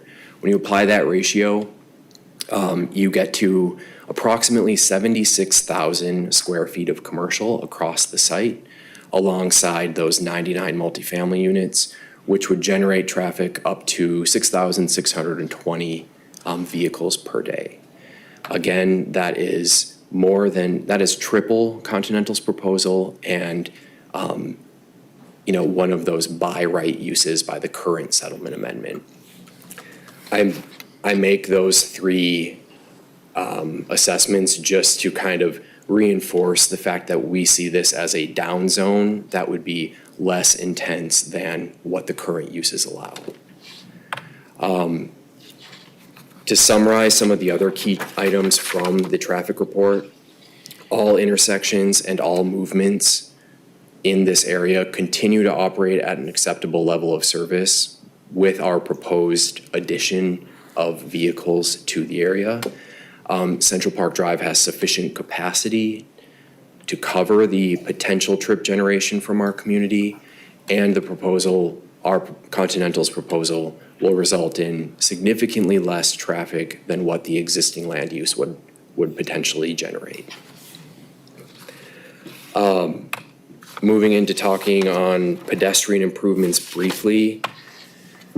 I won't spend too much time on this since it was covered here, but we are proposing to add that 8-foot cross-county path to the south side of Belvedere to facilitate pedestrian movements from the west side of Nassau Street to Central Park Drive. There is sidewalk stubbed there, so there would be a clear connection point, which is why we brought it to the south side of Belvedere. We're also proposing a 5-foot public sidewalk on the north side of Columbus. Again, that's west of Nassau Street. There's an existing sidewalk stub at Central Park Estates, and this would bridge that connection between the existing sidewalk on Central Park Drive and the existing sidewalk to the east. Looking at some of the pedestrian movements here, because these roads are under county jurisdiction, these improvements are subject to county approval. However, we are proposing crosswalk paint at key intersections. So here we're showing it crossing Columbus and then also crossing Central Park Drive. At this crossing, we would propose the RRFBs that were discussed, so the rectangular rapid flashing beacons, which are those push buttons that would flash on a sign to notify vehicles of pedestrian crossings. We're also proposing that additional crosswalk paint at Belvedere Ave and Times Square Drive to connect all of those existing public rights-of-way and make for safer crossings of these areas. This here is kind of that revised plan, the full plan that Tim was also showing earlier. And I think before I close, the only thing that I want to add based on some of the conversation today is that this project will have to go through review and approval by the Drain Commission. We would handle all stormwater on site through the proposed stormwater ponds and tying those into existing infrastructure as we're able based on the county's requirements. We would be required to meet all of their requirements, and we would work through that process once we get beyond the potential settlement amendment and we know what our procedure is to move forward. And finally, I didn't include a few of the other items from the memo that we sent to the Planning Commission. However, if there are any questions on those items, I'm happy to address them now too. So thank you for your time. Does anyone have questions for Mr. Mazzetti? Go ahead, Mr. Ryback. Thank you, Mr. Mazzetti. You brought up your 8-page memo, I believe is the one you attached.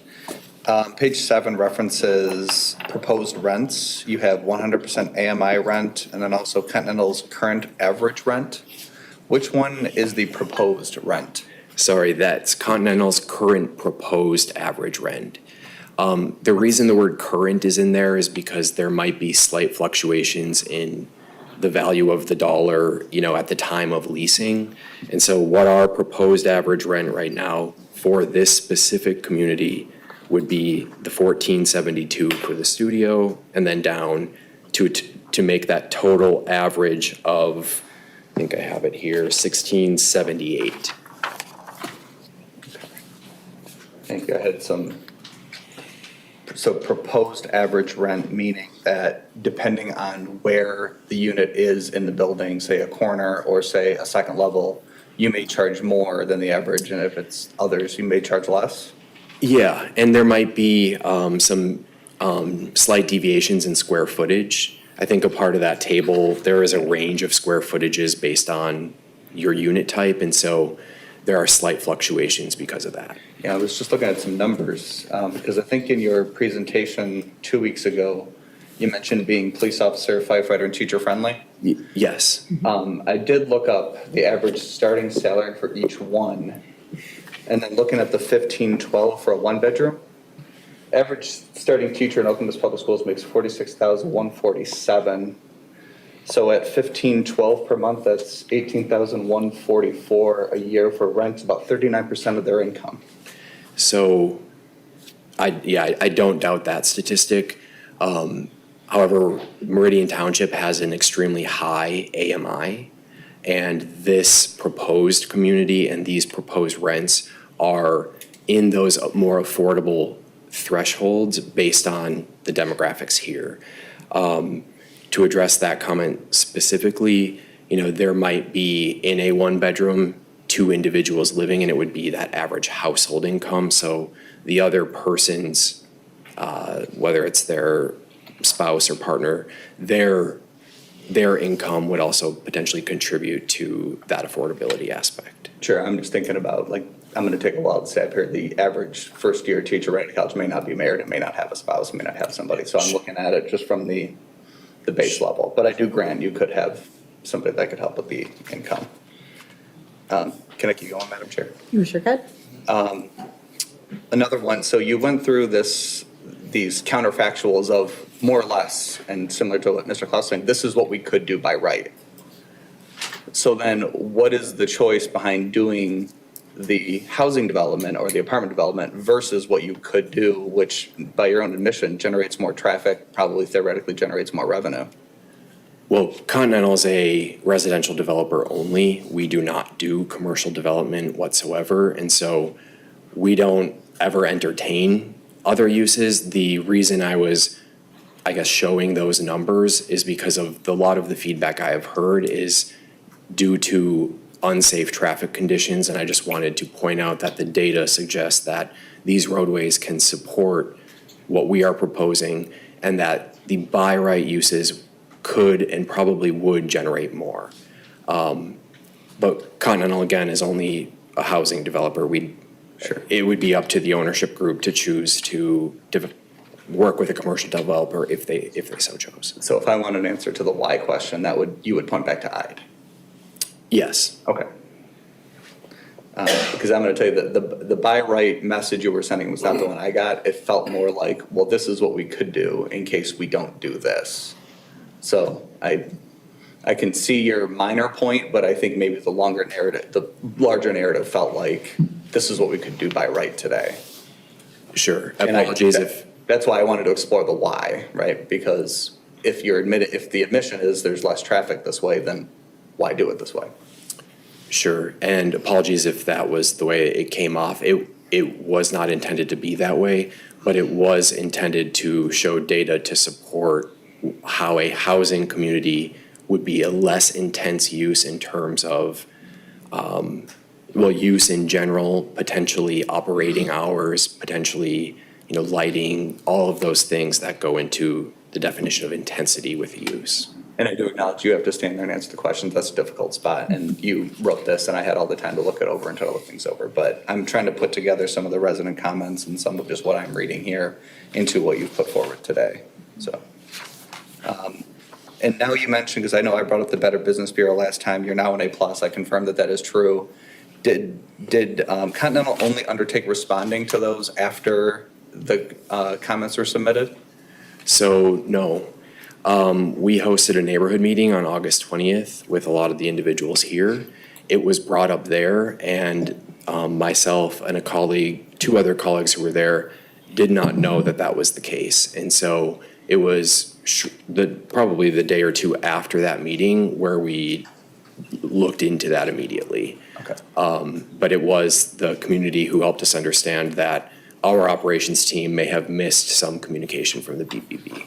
Okay, so sometime between August 20 and the date you first appeared here was the time when Continental undertook responding to those Better Business Bureau complaints? Yeah, and yes. Thank you. Thank you. Anyone else have questions for Mr. Musetti or Mr. Klaus? Always happy to pick a nit. Please. Thanks for the presentation. The nit that I'm going to pick is a very small one. You were talking about a 4-lane to a 3-lane conversion of Central Park Drive. Some non-motorized advocates refer to that as a 4-lane to 5-lane conversion, because effectively you're also adding bike lanes next to the curb. In this case, they're not formally marked, so it's kind of a bit of an overstretch.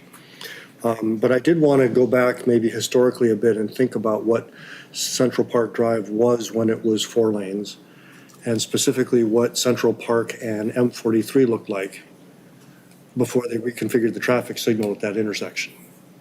Folks coming south on Central Park Drive were getting extremely frustrated because that road would back up and they had that little tiny left turn signal to go east on Grand River. And the state MDOT replaced the signal at that intersection that provides a variable left turn on that southbound movement. Your traffic study gets at the intersections immediately adjacent with impacted by the development. It would be great to hear in these kinds of situations what the impacts are expected to be on those more arterial connections. Not just with the current development that's proposed, but with what could be done otherwise. So I'm kind of thinking in terms of the counterfactual that you've built.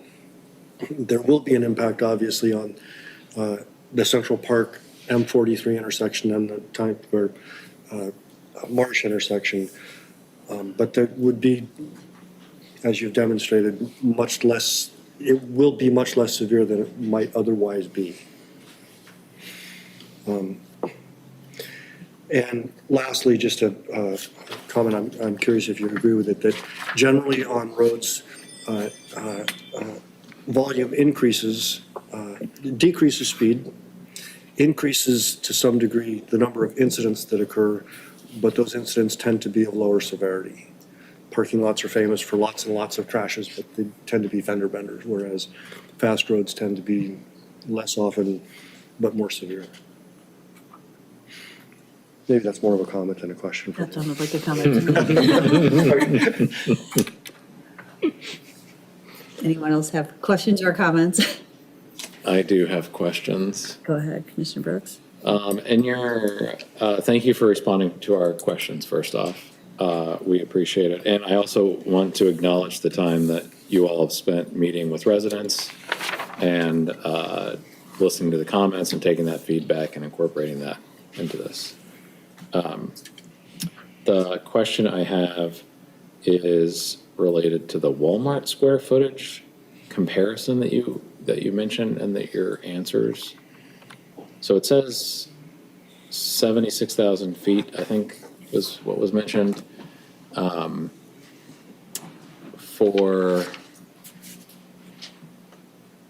no, maybe this isn't mentioned. Yeah, we're saying here that at the 5,958 square feet per acre, when we did the multiplication of that times the 12.76 buildable acres, we got to that 76,029 square feet of potential commercial using the Walmart floor area ratio. Okay, so what was I'm just trying to understand the comparison, because I don't know if I've seen the RAF number or thought about that fully before. So the Walmart was what building size? So the way that we calculated that, and as is, I think, standard, we look at the building footprint on the ground for the parcel it's built on.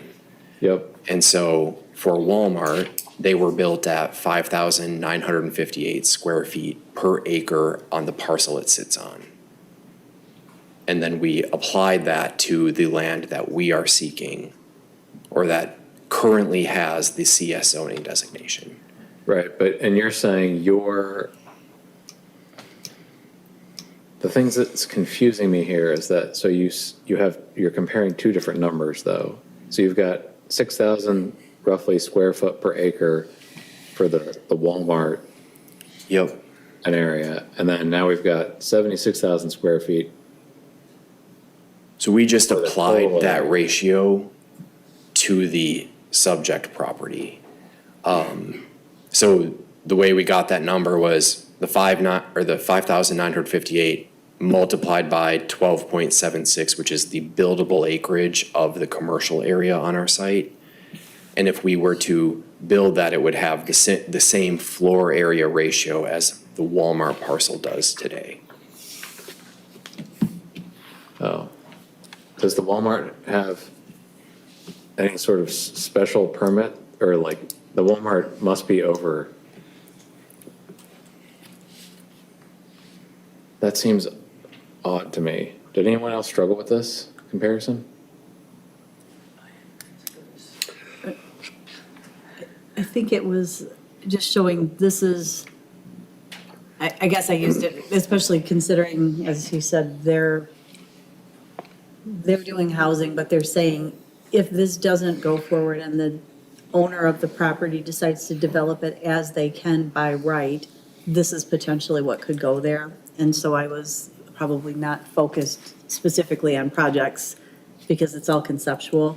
I think maybe what Commissioner Brooks is getting at is that in the by right uses, we're using buildable acres, and it sounded like in the Walmart counterfactual, it was square foot for the entire parcel. So it kind of assumes that the entire parcel is buildable, and I don't know, do we know that? Yes. Right, well, also though, doesn't the amended settlement state specifically what the by right square foot area is? That might be a question for Director Schmidt, potentially.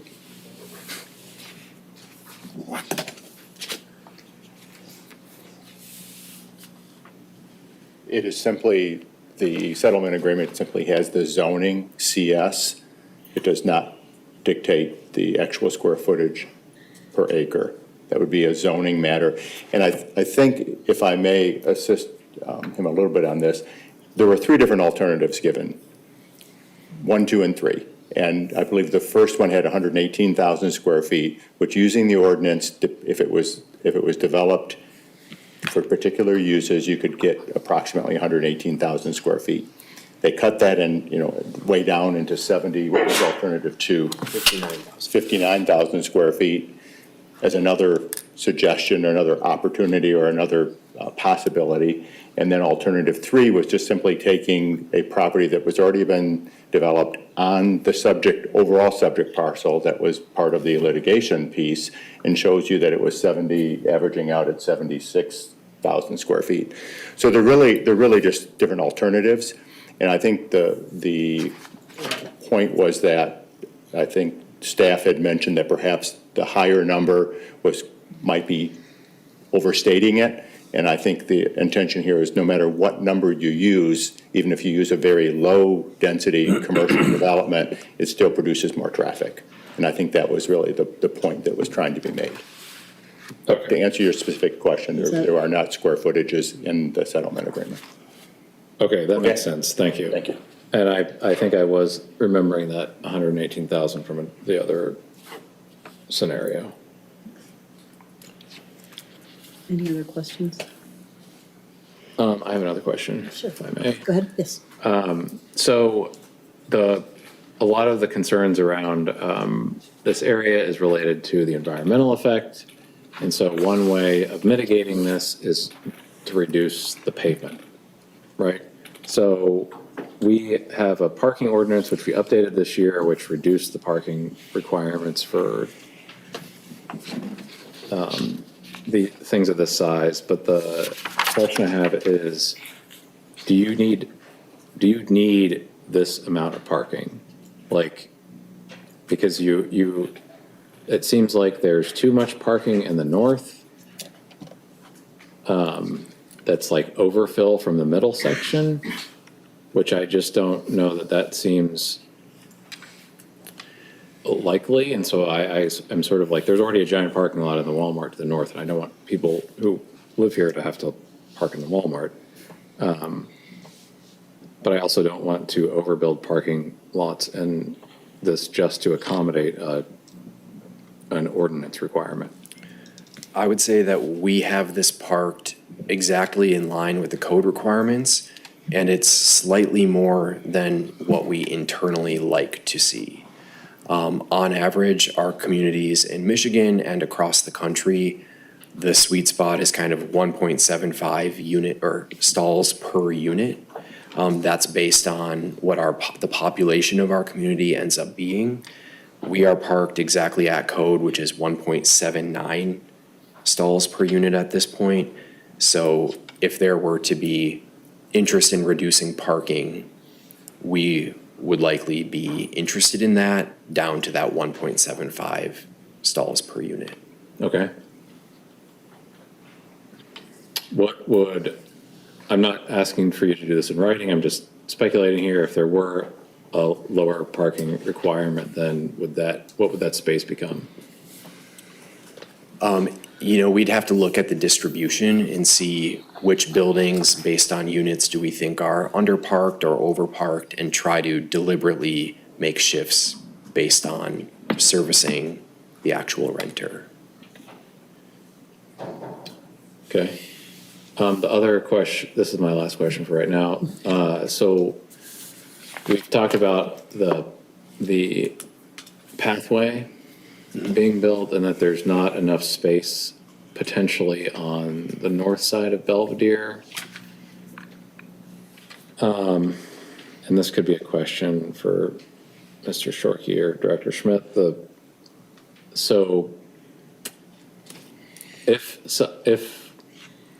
Would it be possible to put the path on the north side as originally intentioned and actually be a raised path through the wetland on the north side?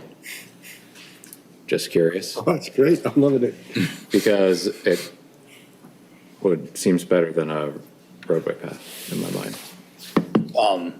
I will channel Deputy Manager Opsimer here and say that where we can avoid raised pathways, it is in the long-term financial benefit of the pathway millage to do so. Okay. So then this would get added to our pathway millage requirements to fund maintenance of this piece of land. Thank you. All right, thank you. Anyone else? Just letting us, I want to make sure we get all of our questions answered. And I would also entertain thoughts on sort of where you see this going from here. If you have additional questions that you are still thinking about, still considering where you'd like to go with this. We do have proposed resolutions here. I personally did not think we were going to get to the point of introducing a resolution tonight based on our last conversation, but I don't want to shut off that opportunity if that's where others are going. I'd like to kind of get a sense of where the board is with this, if you could. I have one more question. I've been commission. trying to figure out how to phrase it. Because I am certainly not an expert in this area, but so based on my own limited research, and I understand that where this project would take place is technically in Okemos, but it's right on the edge of Hazlet. They're both Meridian Township. Given that I live in Hazlet, that's where I'm a little bit more interested. That's where I'm coming at this from. Less than half of households in Hazlet earn above $80,000 a year. The AMI in this area, in Hazlet in particular, for a 4-person home, 80% of AMI is $80,640 a year. So I guess, all the rent that I'm seeing and the mentions of the AMI that you discussed at the previous meeting were based on 100% AMI. In some cases, looking at the different rents, it's more like 120% of AMI. My question is, would Authentics be willing to look at setting aside maybe 1/3 of these units to be priced at 30% of the 80% AMI in this area? So, because generally speaking, your housing costs shouldn't be above, 1/3 of your income, 33%.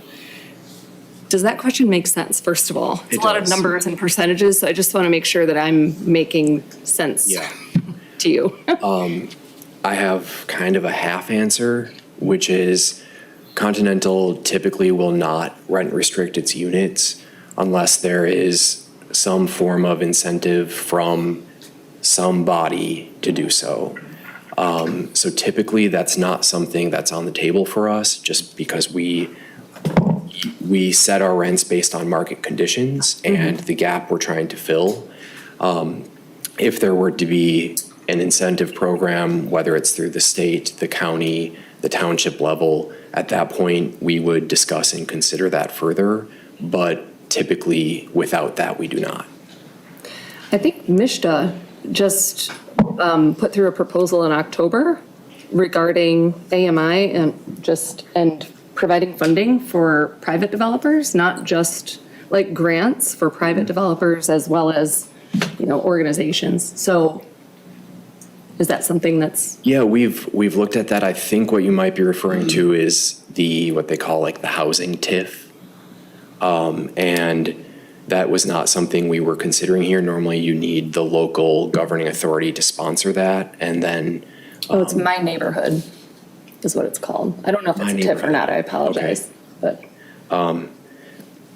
It's definitely something we can look at further. I don't, of course, know the details right now, though. Yeah, it was MISHDA, MSHDA. Yeah. And that's, the My Neighborhood program. Okay. It's a blend of state and federal funding in response to regional action plans, strategic alignment with a statewide housing plan.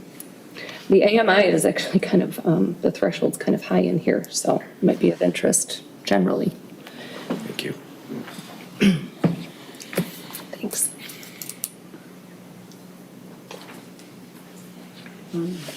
Looking at folks to get a sense of where you think we are with this right now, if you have thoughts. Sure. I'm very pleased with the thorough work of staff and the applicant in responding to the concerns we raised last time. I've had an opportunity to review the issues that were of concern to me, and I'm very satisfied with what's now being proposed, but I also understand that there are members of the public who don't find their way to our minutes and agendas as quickly as I do after a few years of, not as quickly as staff, but some of these new proposed conditions, I think, are worth making sure that people have time to digest and making sure that folks have easy access to the packets. Like I say, I've been doing it for years, so I know how to find them, but it's not necessarily everybody's easiest thing. So I think I'd be slightly more comfortable if we could give folks time to review some of this new information. Personally, I'd be supportive of moving it forward this evening, but I'm not sure that's the sense of the commission.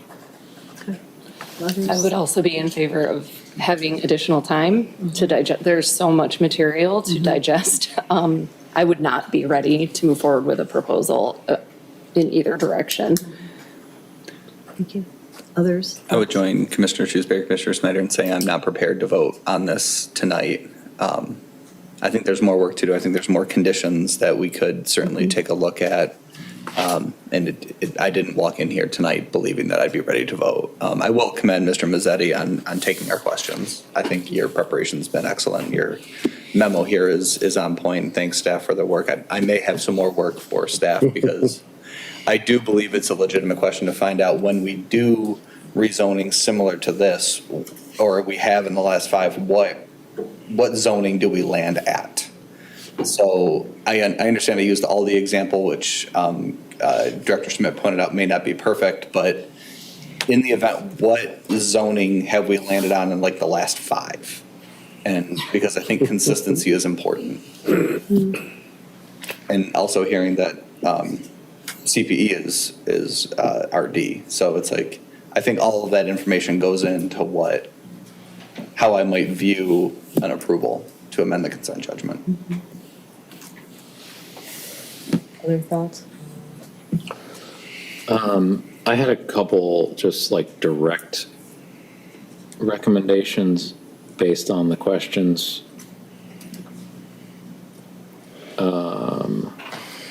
Let me find them in my notes. So in one of the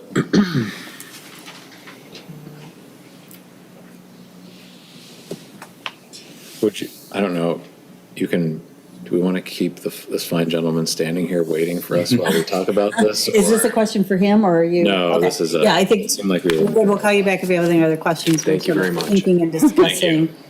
Is this a question for staff or this is just sharing your thoughts? No, a couple points like other members. Perfect, go ahead. So let's see. So I can't find the document anymore. In the resolution recommendation, what page is that on? 40, is it 48, I think? Let's go all the way back up. Dang. I wrote that one down, and then my 48. laptop died. Under the recommendation for approval. Okay, sorry. So That's still in the memo. like sixth one down or fifth, sixth one down, it says no more than 312 dwelling units shall be permitted across the 3 parcels. I think it makes sense to limit that to the 2 northern parcels, personally. That's my own take on that. And then I also think, given the comments about the parking requirements, I think it makes sense to adjust this to include the 1.75, because that would benefit their neighbors, reduce all sorts of use of asphalt or whatever's getting used in this case. And I'm not saying that this is the only recommendation, it's just based on this conversation. This seems like a thing that would make sense to reduce parking surface area. I did the math, that would reduce it by about 12 spaces across the development if it went from what they said to what you're suggesting.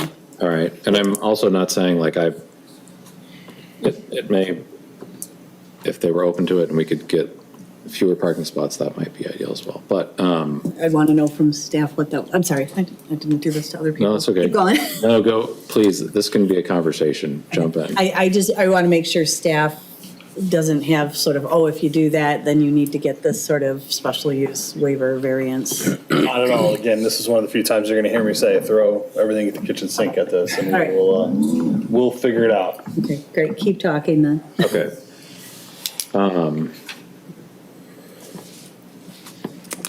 So those are the 2 recommendations at the moment that I think make sense for the approval language if we were to go that direction. I'm not saying that I'm there, just this is what I would like to see.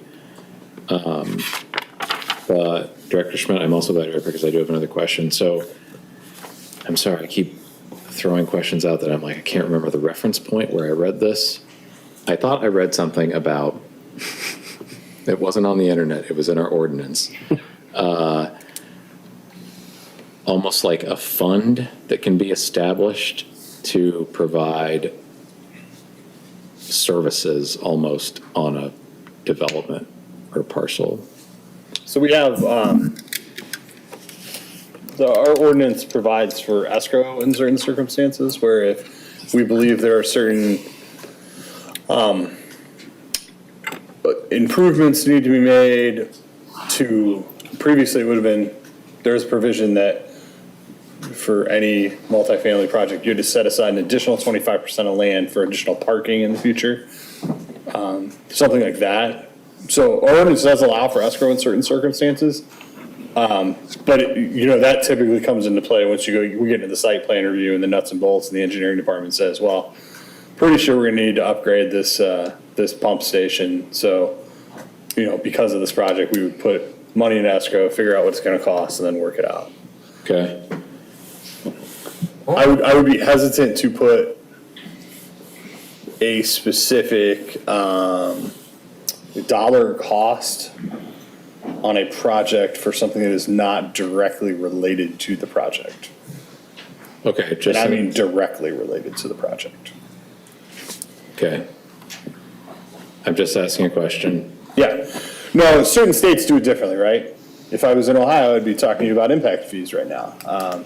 Michigan doesn't have that provision in the state enabling legislation. Impact fees, what does that mean? So when I grew up in Ohio, the way we paid for the road around the mall was the mall had to pay their fair share based on the traffic inputs that they were going to have, and it was fought all the way to the Supreme Court, and it was eventually upheld. And so an impact fee in states that allow them, essentially you pay in a fund based on a specified formula to improve parks or roads or stormwater, et cetera. We do it on the back end, we do it through SADs in Michigan. Okay. Well, the idea then was just an escrow that would fund the maintenance of the pathway. If we put the pathway through that area, there could be an escrow that was attached to it. Happy to talk to the engineering department on that. I'm guessing they're going to tell me that once it becomes part of the pathway plan, it's like any other pathway paid for through the pathway millage. Okay.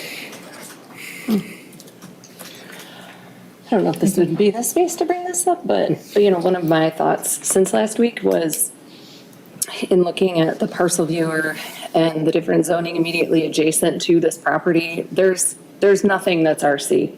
Everything is RD, RA, RR, RDD. My comfort level at this moment in time is zoning for RD, which is a max of 8 dwelling units per acre.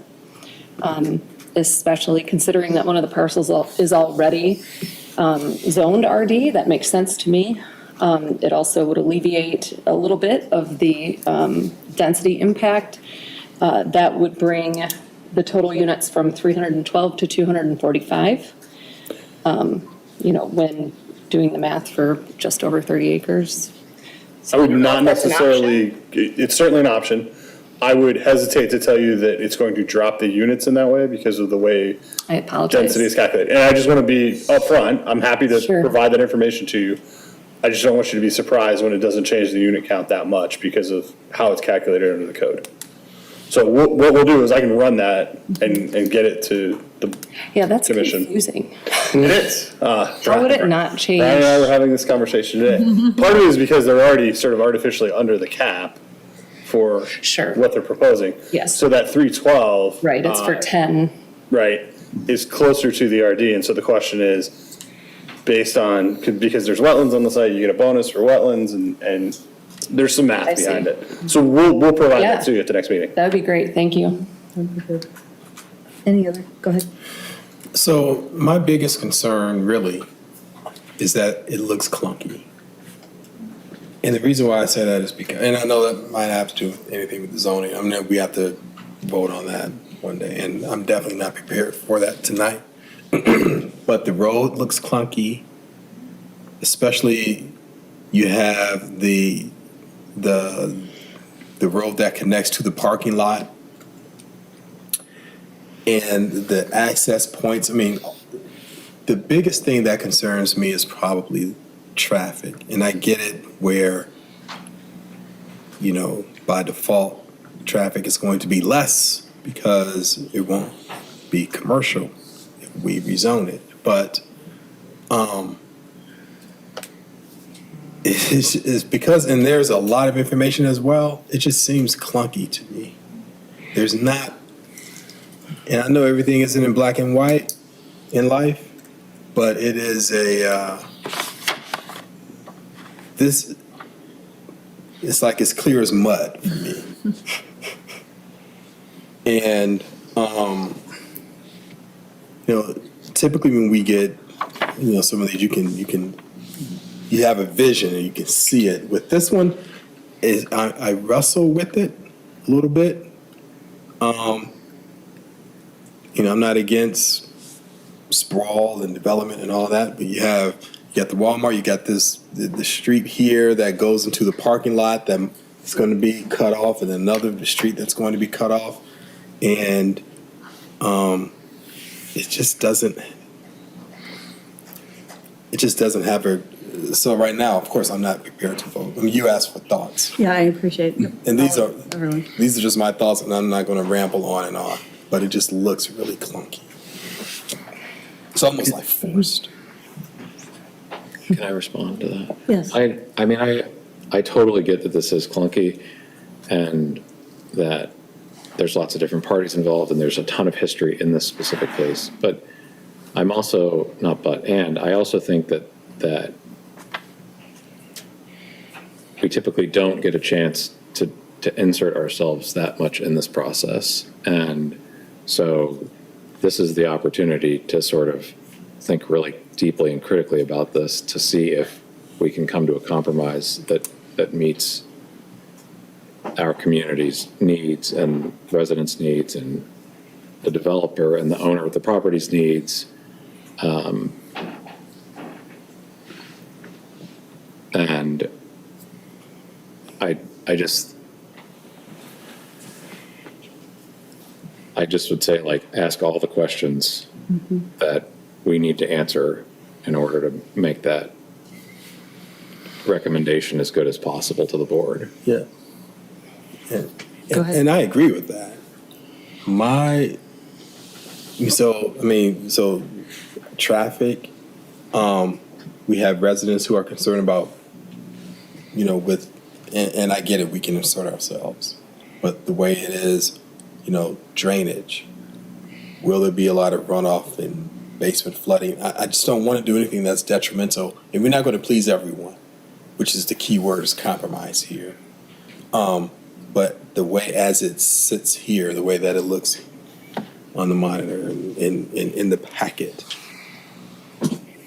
those things are concerns for me. I mean, we have the wetlands, I'm looking at that and I see, but is that enough to contain water? I mean, do we, there's just things that I just need to be assured of. I don't know. I feel like one of the things that really alleviates some stress for me in this role is the knowing that, like, I don't have to be the expert at that. That's the purpose of the Drain Commission. The various environmental agencies, I feel like we're the first step in the process. And then site plan review is where all of those things, those regulations, the taking into account potential for flooding, floodplains, all of that, there is a step in the process for that very specifically. So, for me, it doesn't take up as much of my mental energy. Your brain capacity. I got you. And I totally understand that. And because a lot of the projects we get is the same way. We have the experts and, they're going to weigh in and say this is what's going to happen. Again, I'm not totally against it. I'm not totally for it either. And again, because it's just. Commissioner Ramba? Oh, sorry. No, I was gonna say my magic word is just clunky. I ponder this from several places because the charge from the board is, does it need to be rezoned? Well, I mean, yeah, it's an outdated zoning, if for no other reason. But then you get into this idea of compromise and imparting my own individual judgment on what it should be, and that's where I get very worried because we're an appointed board, we're unelected, and it is not our role to impart our individual judgment on this. We're to adjudicate this as the board has directed. And I feel caught in a bit of a quagmire there because the board says, should it be rezoned? Well, that's a relatively simple question, but then it becomes to what? And I heard Mr. Klaus's comments earlier on, well, you could tell us something else, but we might go to the board and ask for something different if that doesn't work. So trying to think this through logically to the end of what is the best for Meridian Township in the longer term. I'm not sure I have an answer for that tonight, and I'm not sure there's ever going to be enough provisions, whether it comes from 30% for police and fire or something along those lines, that will ever make it comfortable. So I think all of that to say is there's just more time needed here to ponder the impact of all of this. I can tell you one of the things I will be very, very insistent upon is I think in the Continental proposal that somehow it maintains 96% of the wetlands. I think that's a crucial part of it. And I'm not sure what my other requirements would be, but just putting out there that there's this broad concern of what does the owner get to do? How does that impact the residents with whom they should very much care about? And then how do we execute our role from the board without overstepping? So there is a very fine needle to thread here. And I don't know how many meetings that will take. I'd hate to put a number on it, but it's just not tonight. Yeah. I appreciate that. And I think that seems to be our consensus, is that we're not ready tonight to make a recommendation to the board. I really appreciated Commissioner Snyder's comment on we're not the expert on drainage, and we're not. I sort of rest easy sometimes when I hear, oh, it's going to go through site plan review, and the drain commissioner and the traffic people have to all sign off on it, so that the people who have the expertise in this are the people that will say whether it's viable or not, and that we don't have to. And then hearing others just share thoughts and concerns about density and, but it does come down to what Commissioner Rumbeck said. It's ultimately, should it be rezoned?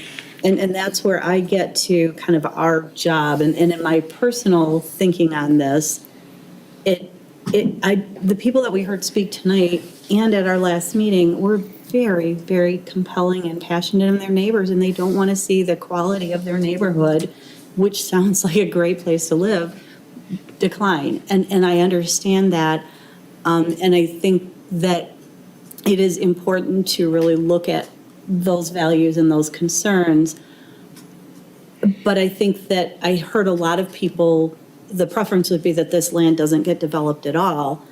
And because this land has an owner who has a property interest in it, and it is zoned to do certain things, our job isn't to say, should it be developed or shouldn't it? It's, should it be developed in the way that they're proposing? And if so, to change the zoning to do that, what conditions do we think are going to make sure that we maintain that quality and that the vibrancy of the neighborhood that's adjacent to it, so that we don't do anything that's going to negatively affect those neighbors? And I really do appreciate that the developer went and had the meeting with the community and heard some things and made some adjustments. I really like the additional buffer between the existing properties that is larger than would otherwise be required. I like the traffic not coming out onto the streets that the neighbors feel are neighborhood. So it sort of separates this development from the single-family home neighborhoods. And so those are the things that I see as very positive. I like the willingness to look at pieces that would help increase the walkability. So, if I was told I had to give a recommendation tonight, I'd be inclined to support, because I think that there are some compromises that have been made that have tried to mitigate the things that people are sharing as concerns. And I don't think anything except don't develop here or put more single-family homes here that may not really be commercially viable and would still require a rezoning, I think, because the front part of this property is commercial. And the people that were in the middle probably wouldn't want to have their single-family homes right next to a commercial development either, of the type that would be allowed by right. So, but again, I think we need a little bit more time. What I think staff would, and Mr. Schmidt and Mr. Shorkey, I'm going to ask you to maybe tell us is, is it, when you say we need more time, is it that you just need to digest what we already have been provided? Or do you have additional questions for staff or for the developer so that we don't come back? Because we only have one meeting in November. That was the and- first thing I was going to say. Yeah, if we delay, and I think we only have one in December also. So Correct. if we push this off and we don't make a recommendation to the board, this moves down the road significantly. And if, I want to keep us moving, I want to make progress. I don't want to just keep talking without an end in sight, whether it's to recommend approval or denial. Ultimately, this is the board's decision. And I think we owe it to the board to keep working towards a recommendation of some sort at our next meeting. So I'd like us to try to ask the right questions and get the information and do our research ourselves so that we can get to a point of making a recommendation at our next meeting and moving forward one way or another. So would that look like for the next meeting with regard to our resolutions that would be in the packet, like already having our conditions there, or if we wanted to add anything? Yeah. Yeah, presumably we're going to update, we'll provide you with another memo following up on, I've got 2 or 3 things to follow up on. We'll update both resolutions, pro and con, based on the conversation that happened tonight, adding a few things where we can, and go from there. And we do have a little bit of time between this and our next meeting, so I would ask again, if there's something else that comes to you or you read, I have to admit, we got our packet when we got it, and I have had a really busy week at work. I have not read all of this as deeply as I would like to, so I've been to the site, I've looked around, I've read the last pack, I've done a lot, but I've not done as much as I'd like to, so some of it for me is probably just digesting what you've already given us a little bit more, thinking about what we heard tonight and at our last meeting, but. And I don't think it's appropriate, something dawned on me as we were talking, but feel free, like, there was some commentary in the packet around what I'm going to call a fallback position. I think there was some related to some emails from Mr. Tomasino, I think who has left. I apologize if I missed. To Monica. Yeah. It seemed to be some documentation about a fallback position that's been contemplated by either IDE or Continental. So it's like, how much do you play into that? How much thought do you put into that? Because what if that, going to Commissioner Snyder's point, is an RD level? Like there was something. It's not. I can assure you it's not. Okay. But I'm not aware of a fallback position. I don't think one exists. I think that's an email correspondence from a resident. Okay. Maybe I misread it. That's always possible.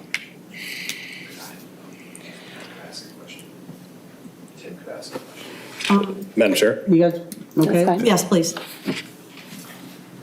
As a part of a follow-up, I guess I'm wondering if Continental did want to propose any changes to the plan or our proposal generally, could those be provided ahead of the next meeting so that you aren't seeing them for the first time at the meeting?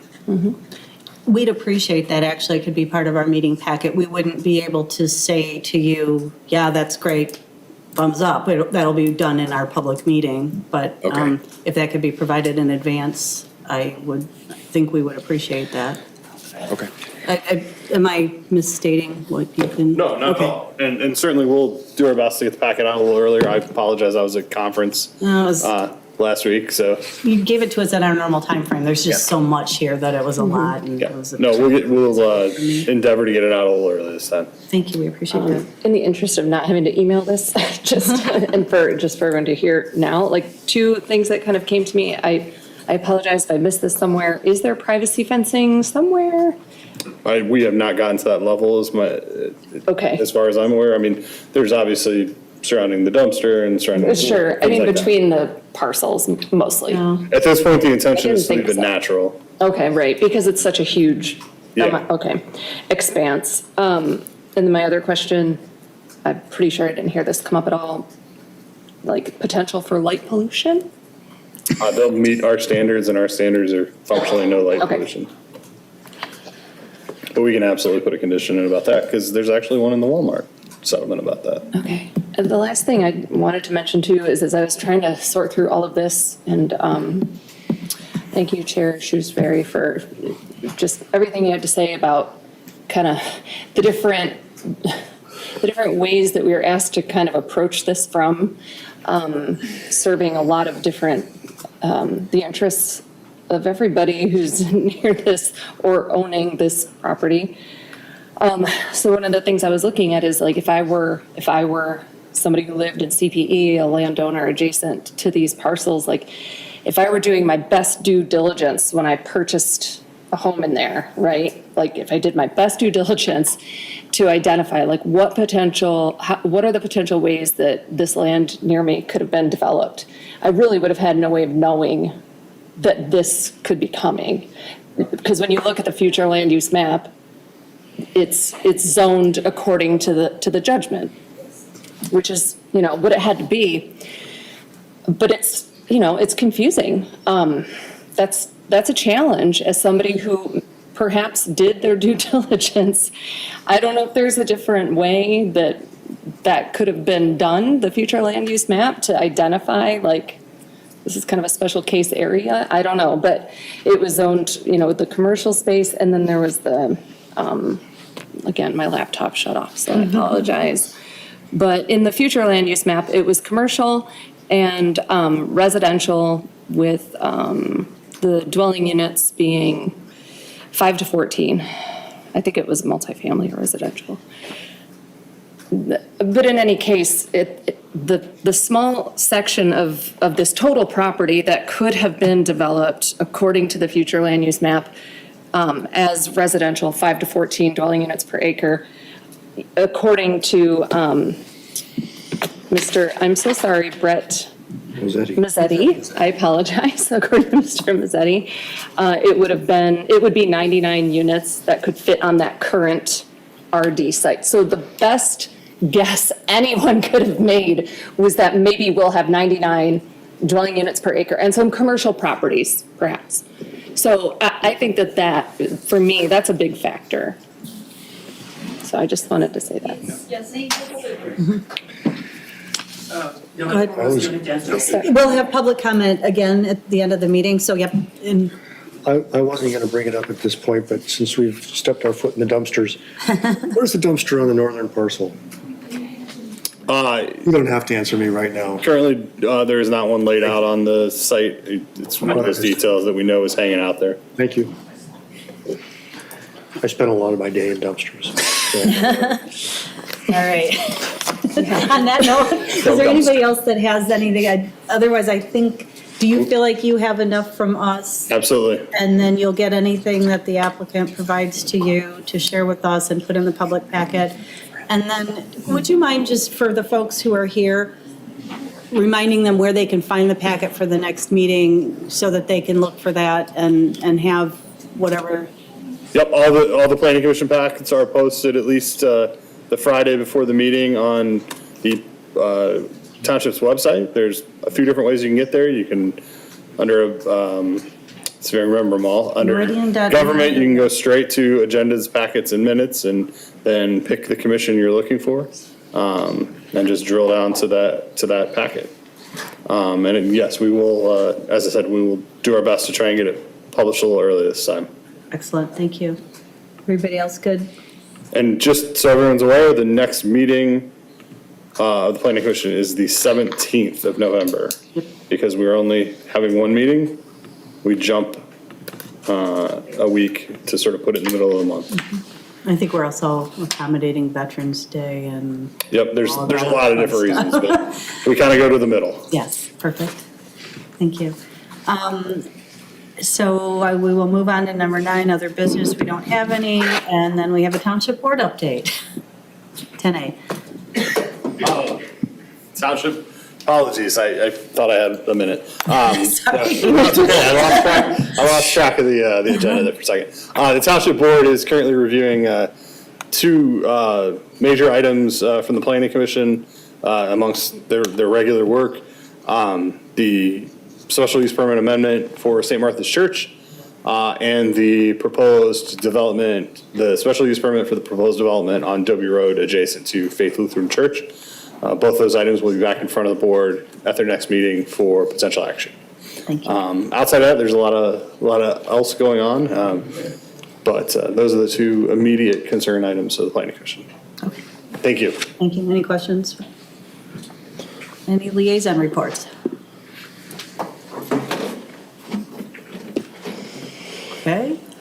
Project updates, I didn't get to the very end page of our packet. Do we have anything? Last page of the packet is an updated report for your review. Thank you very much. And I will just add to the project update, in case it didn't make it in there, Ashley Furniture should be open this weekend, for those of you who are wondering. It's been a long project for reasons that we did not contribute to, but we're almost there, so they should be open here shortly. Excellent, thank you. Any other questions, comments? Okay, we are at our second opportunity for public remarks. I have one sheet. If anyone else would like to, Mr. Scales, you'd like, okay. So, Yes. Yes, please. So I can, let me know who's spoken. I have Mr. Kwok, you wanted to go very last? Okay, go ahead. Thank you. Henry Kwok.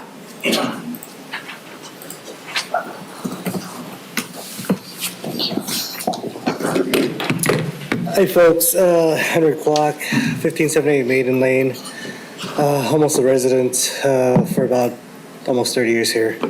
And, a lot of the projects that's gone over the years have made sense in Okemos, Meridian Township. And I feel like, this project is very rushed, very not thought out. Because you look at this map, this everything's sprawled out.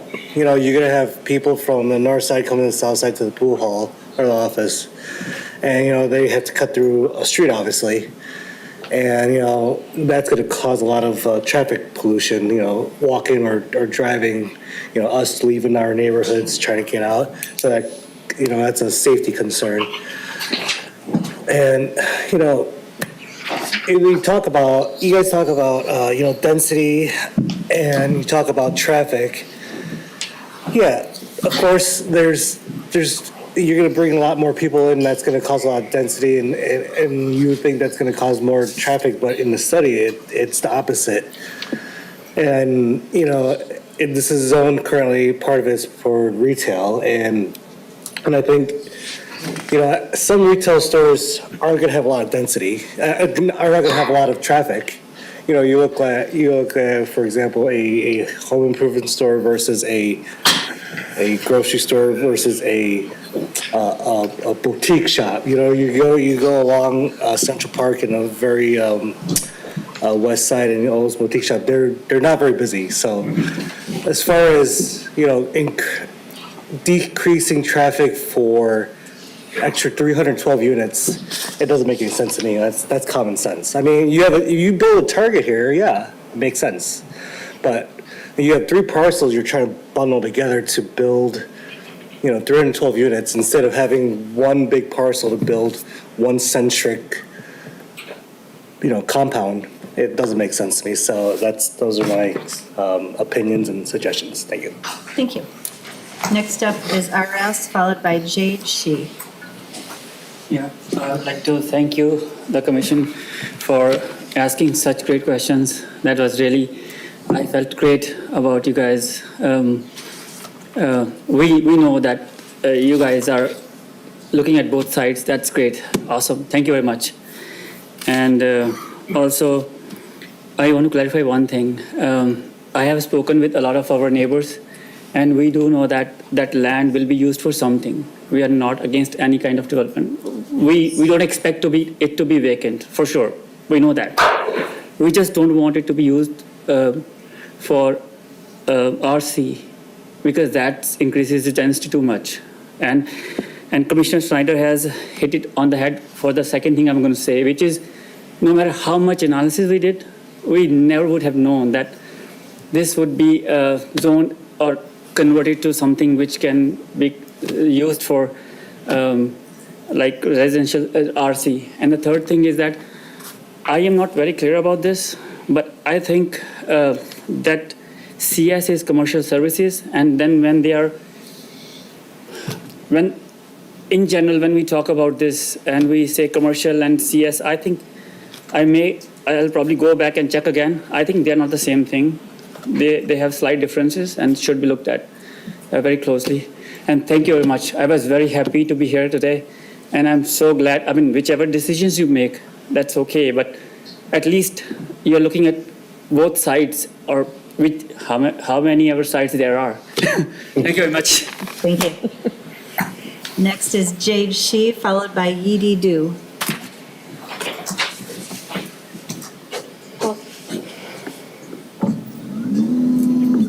Thank you very much for all your good questions and also comments.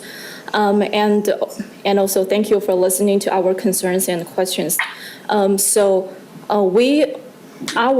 neighbors and residents in the CPE property, we are not against the development. And we support the original zoning plan. And that's the reason why a lot of people purchase the properties there, because we know there will be commercial uses in the future. And that's something we can enjoy. And we don't mind additional, like 1,000 trips per day to the traffic, because we know at least we have something in good. But now if we just like stick with the multifamily development, then we don't enjoy anything but still suffering from the increased traffic. So that's the one thing. And also I think the alternative plan 2, which is the original zoning, works well and make much more sense.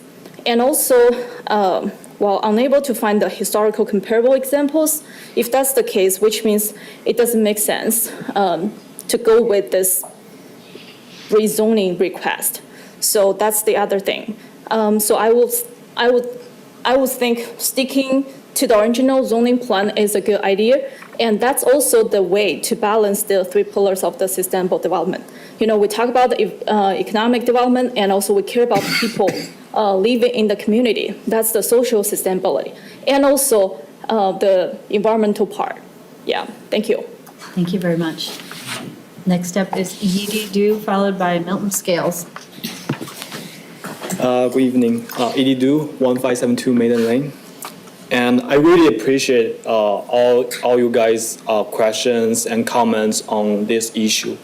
And especially Ms. Snyder, I really appreciate your compromise plan. It really makes much more sense than the current, their proposing plan. We are not opposing for any development. We're okay if we know that the owner can build something there, and we are totally okay with that. And we actually are looking for a compromise plan by not having this one. But we never have a chance to talk with you guys. We only talked to you, but we never heard any answer back. So I urge you to have like a listening session with us. I know you are very busy, and I know you are volunteers at this position, but I would be really appreciate if you make up like an hour time with our neighborhood to know what our feeling is, and we can know what your thought is. And for the commission, for the commercial traffic on Central Park, I think they are using misleading data, I would say, because we all know the traffic on Central Park and the commercial traffic on Central Park and the commercial traffic on Grand River, they're totally different things. So that large number of traffic increase is definitely misleading, and you need to consider that. Yeah, thanks for your time. Yeah. Thank you. Milton Scales, followed by Rupinder Varidi. Thank you for your service on the Planning Commission. Oftentimes, you will do something that make people happy, and they will just walk out the door. So when you do something that make people unhappy, they will come up here and tell you how unhappy they are. So it must make you feel good that people stayed after your meeting to tell you thank you. Thank you for listening. Thank you for not jumping the gun on this. You know, a lot of things were said today, and I'm glad that you poked the boogeyman in the eye with the, we could build this instead of this. We know that it's not going to happen. We know if there was a market for commercial right there, it would have been built years ago. There is no market for commercial right there. So let's stay focused on what they want to do. right there and make sure that it's the right thing that fits everybody's needs. I heard the lift station mentioned. If we're talking about the Marsh Road lift station, that affects a whole lot of people, and you're going to get a whole lot more people in this room discussing what 312 toilet flushes or 312 showers are going to do to the water pressure in our community. I heard Aldi mention. Yes, I was there with Aldi. I made them put that traffic light up there at Times Square. So you can have an impact on some of the things that affect the traffic, because the traffic there is important. There is a convergence that's happening in this township, and it's part of the board, part of the planning commission. We are going in two different directions. We're putting road diets and building apartments and adding more cars. Think about that, okay? Yes, road diets have less accidents, but they have more congestion, and apartments with more cars, 312 apartments, that brings 450 cars right there. South, right by the Willow, there's a construction that's bringing in more people. South of Grand River on Dobie, there's a construction that's bringing in more people. We are adding a lot of cars, and we are tightening our roads. There will be congestion throughout this township. We have a poor north and south structure driving in this township. Please be cognizant of that. Thank you for your time. I appreciate everything that you do. Thank you. Last is Rupender Hariti.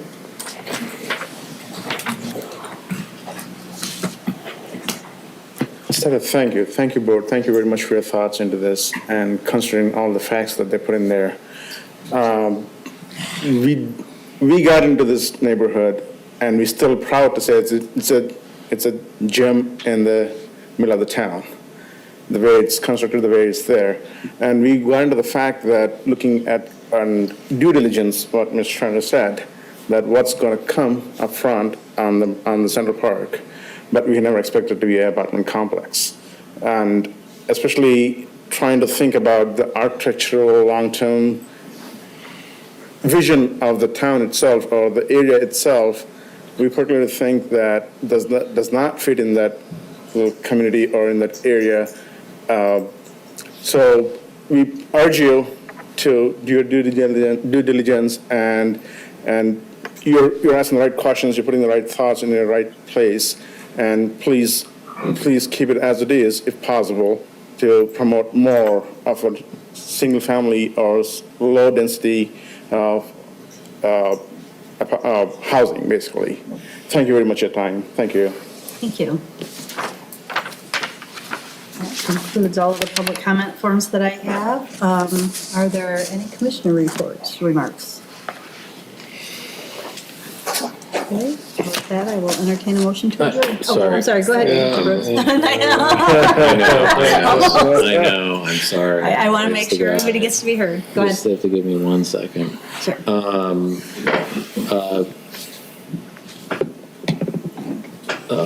The question I want to ask is this is more that for the developer to include in the packet is how will the northern parcel access benefits in the southern parcel? And the reason I want to ask this is because I was thinking about this development, and it's not only about the residents that currently live there, it's also about future residents who could live there and their quality of life, and the businesses and the people who own the property. It's all of these things together. And so if there's all the benefits of this whole thing is in one location to the south, it does seem unlikely that people would, are they going to drive down there? I'm just not clear on what that looks like in this parcel. Then the question for staff is the board makes the final decision on this recommendation, correct? Just want to make that clear. Everyone, this is a recommendation. Whatever we put forth, the board will ultimately agree to amend this settlement with the owner. But that's it, thanks. I just wanted to put this out there because there's been so much impassioned speaking about like how things happen. And I just want to put it out there that all the processes that we follow are according to Michigan law. Like we do things the way that they are supposed to be done. Granting, meetings with one group of residents isn't fair to other groups of residents. I would really encourage people to just read up on municipal government, the Michigan Municipal League, the Michigan Township Association. Any of those places could give you a better understanding of kind of how this all functions, because it is confusing. It's very confusing. So just kind of almost a plea to understand kind of how things function, even just at a very minimal level, so that you know who to take your concerns to, especially. That would be the one thing I just really wanted to say today. I think all of us here are doing our best to make sure we're hearing everybody's input and serving our community as best as we can. I know for sure that there are no ulterior motives on this board, or anything like that. So that's all. With that, I will entertain a motion to adjourn. I move to adjourn. Thank you. Second. McConnell, moved by Commissioner McConnell, second by Commissioner Snyder. All in favor? Aye. Opposed? Thank you.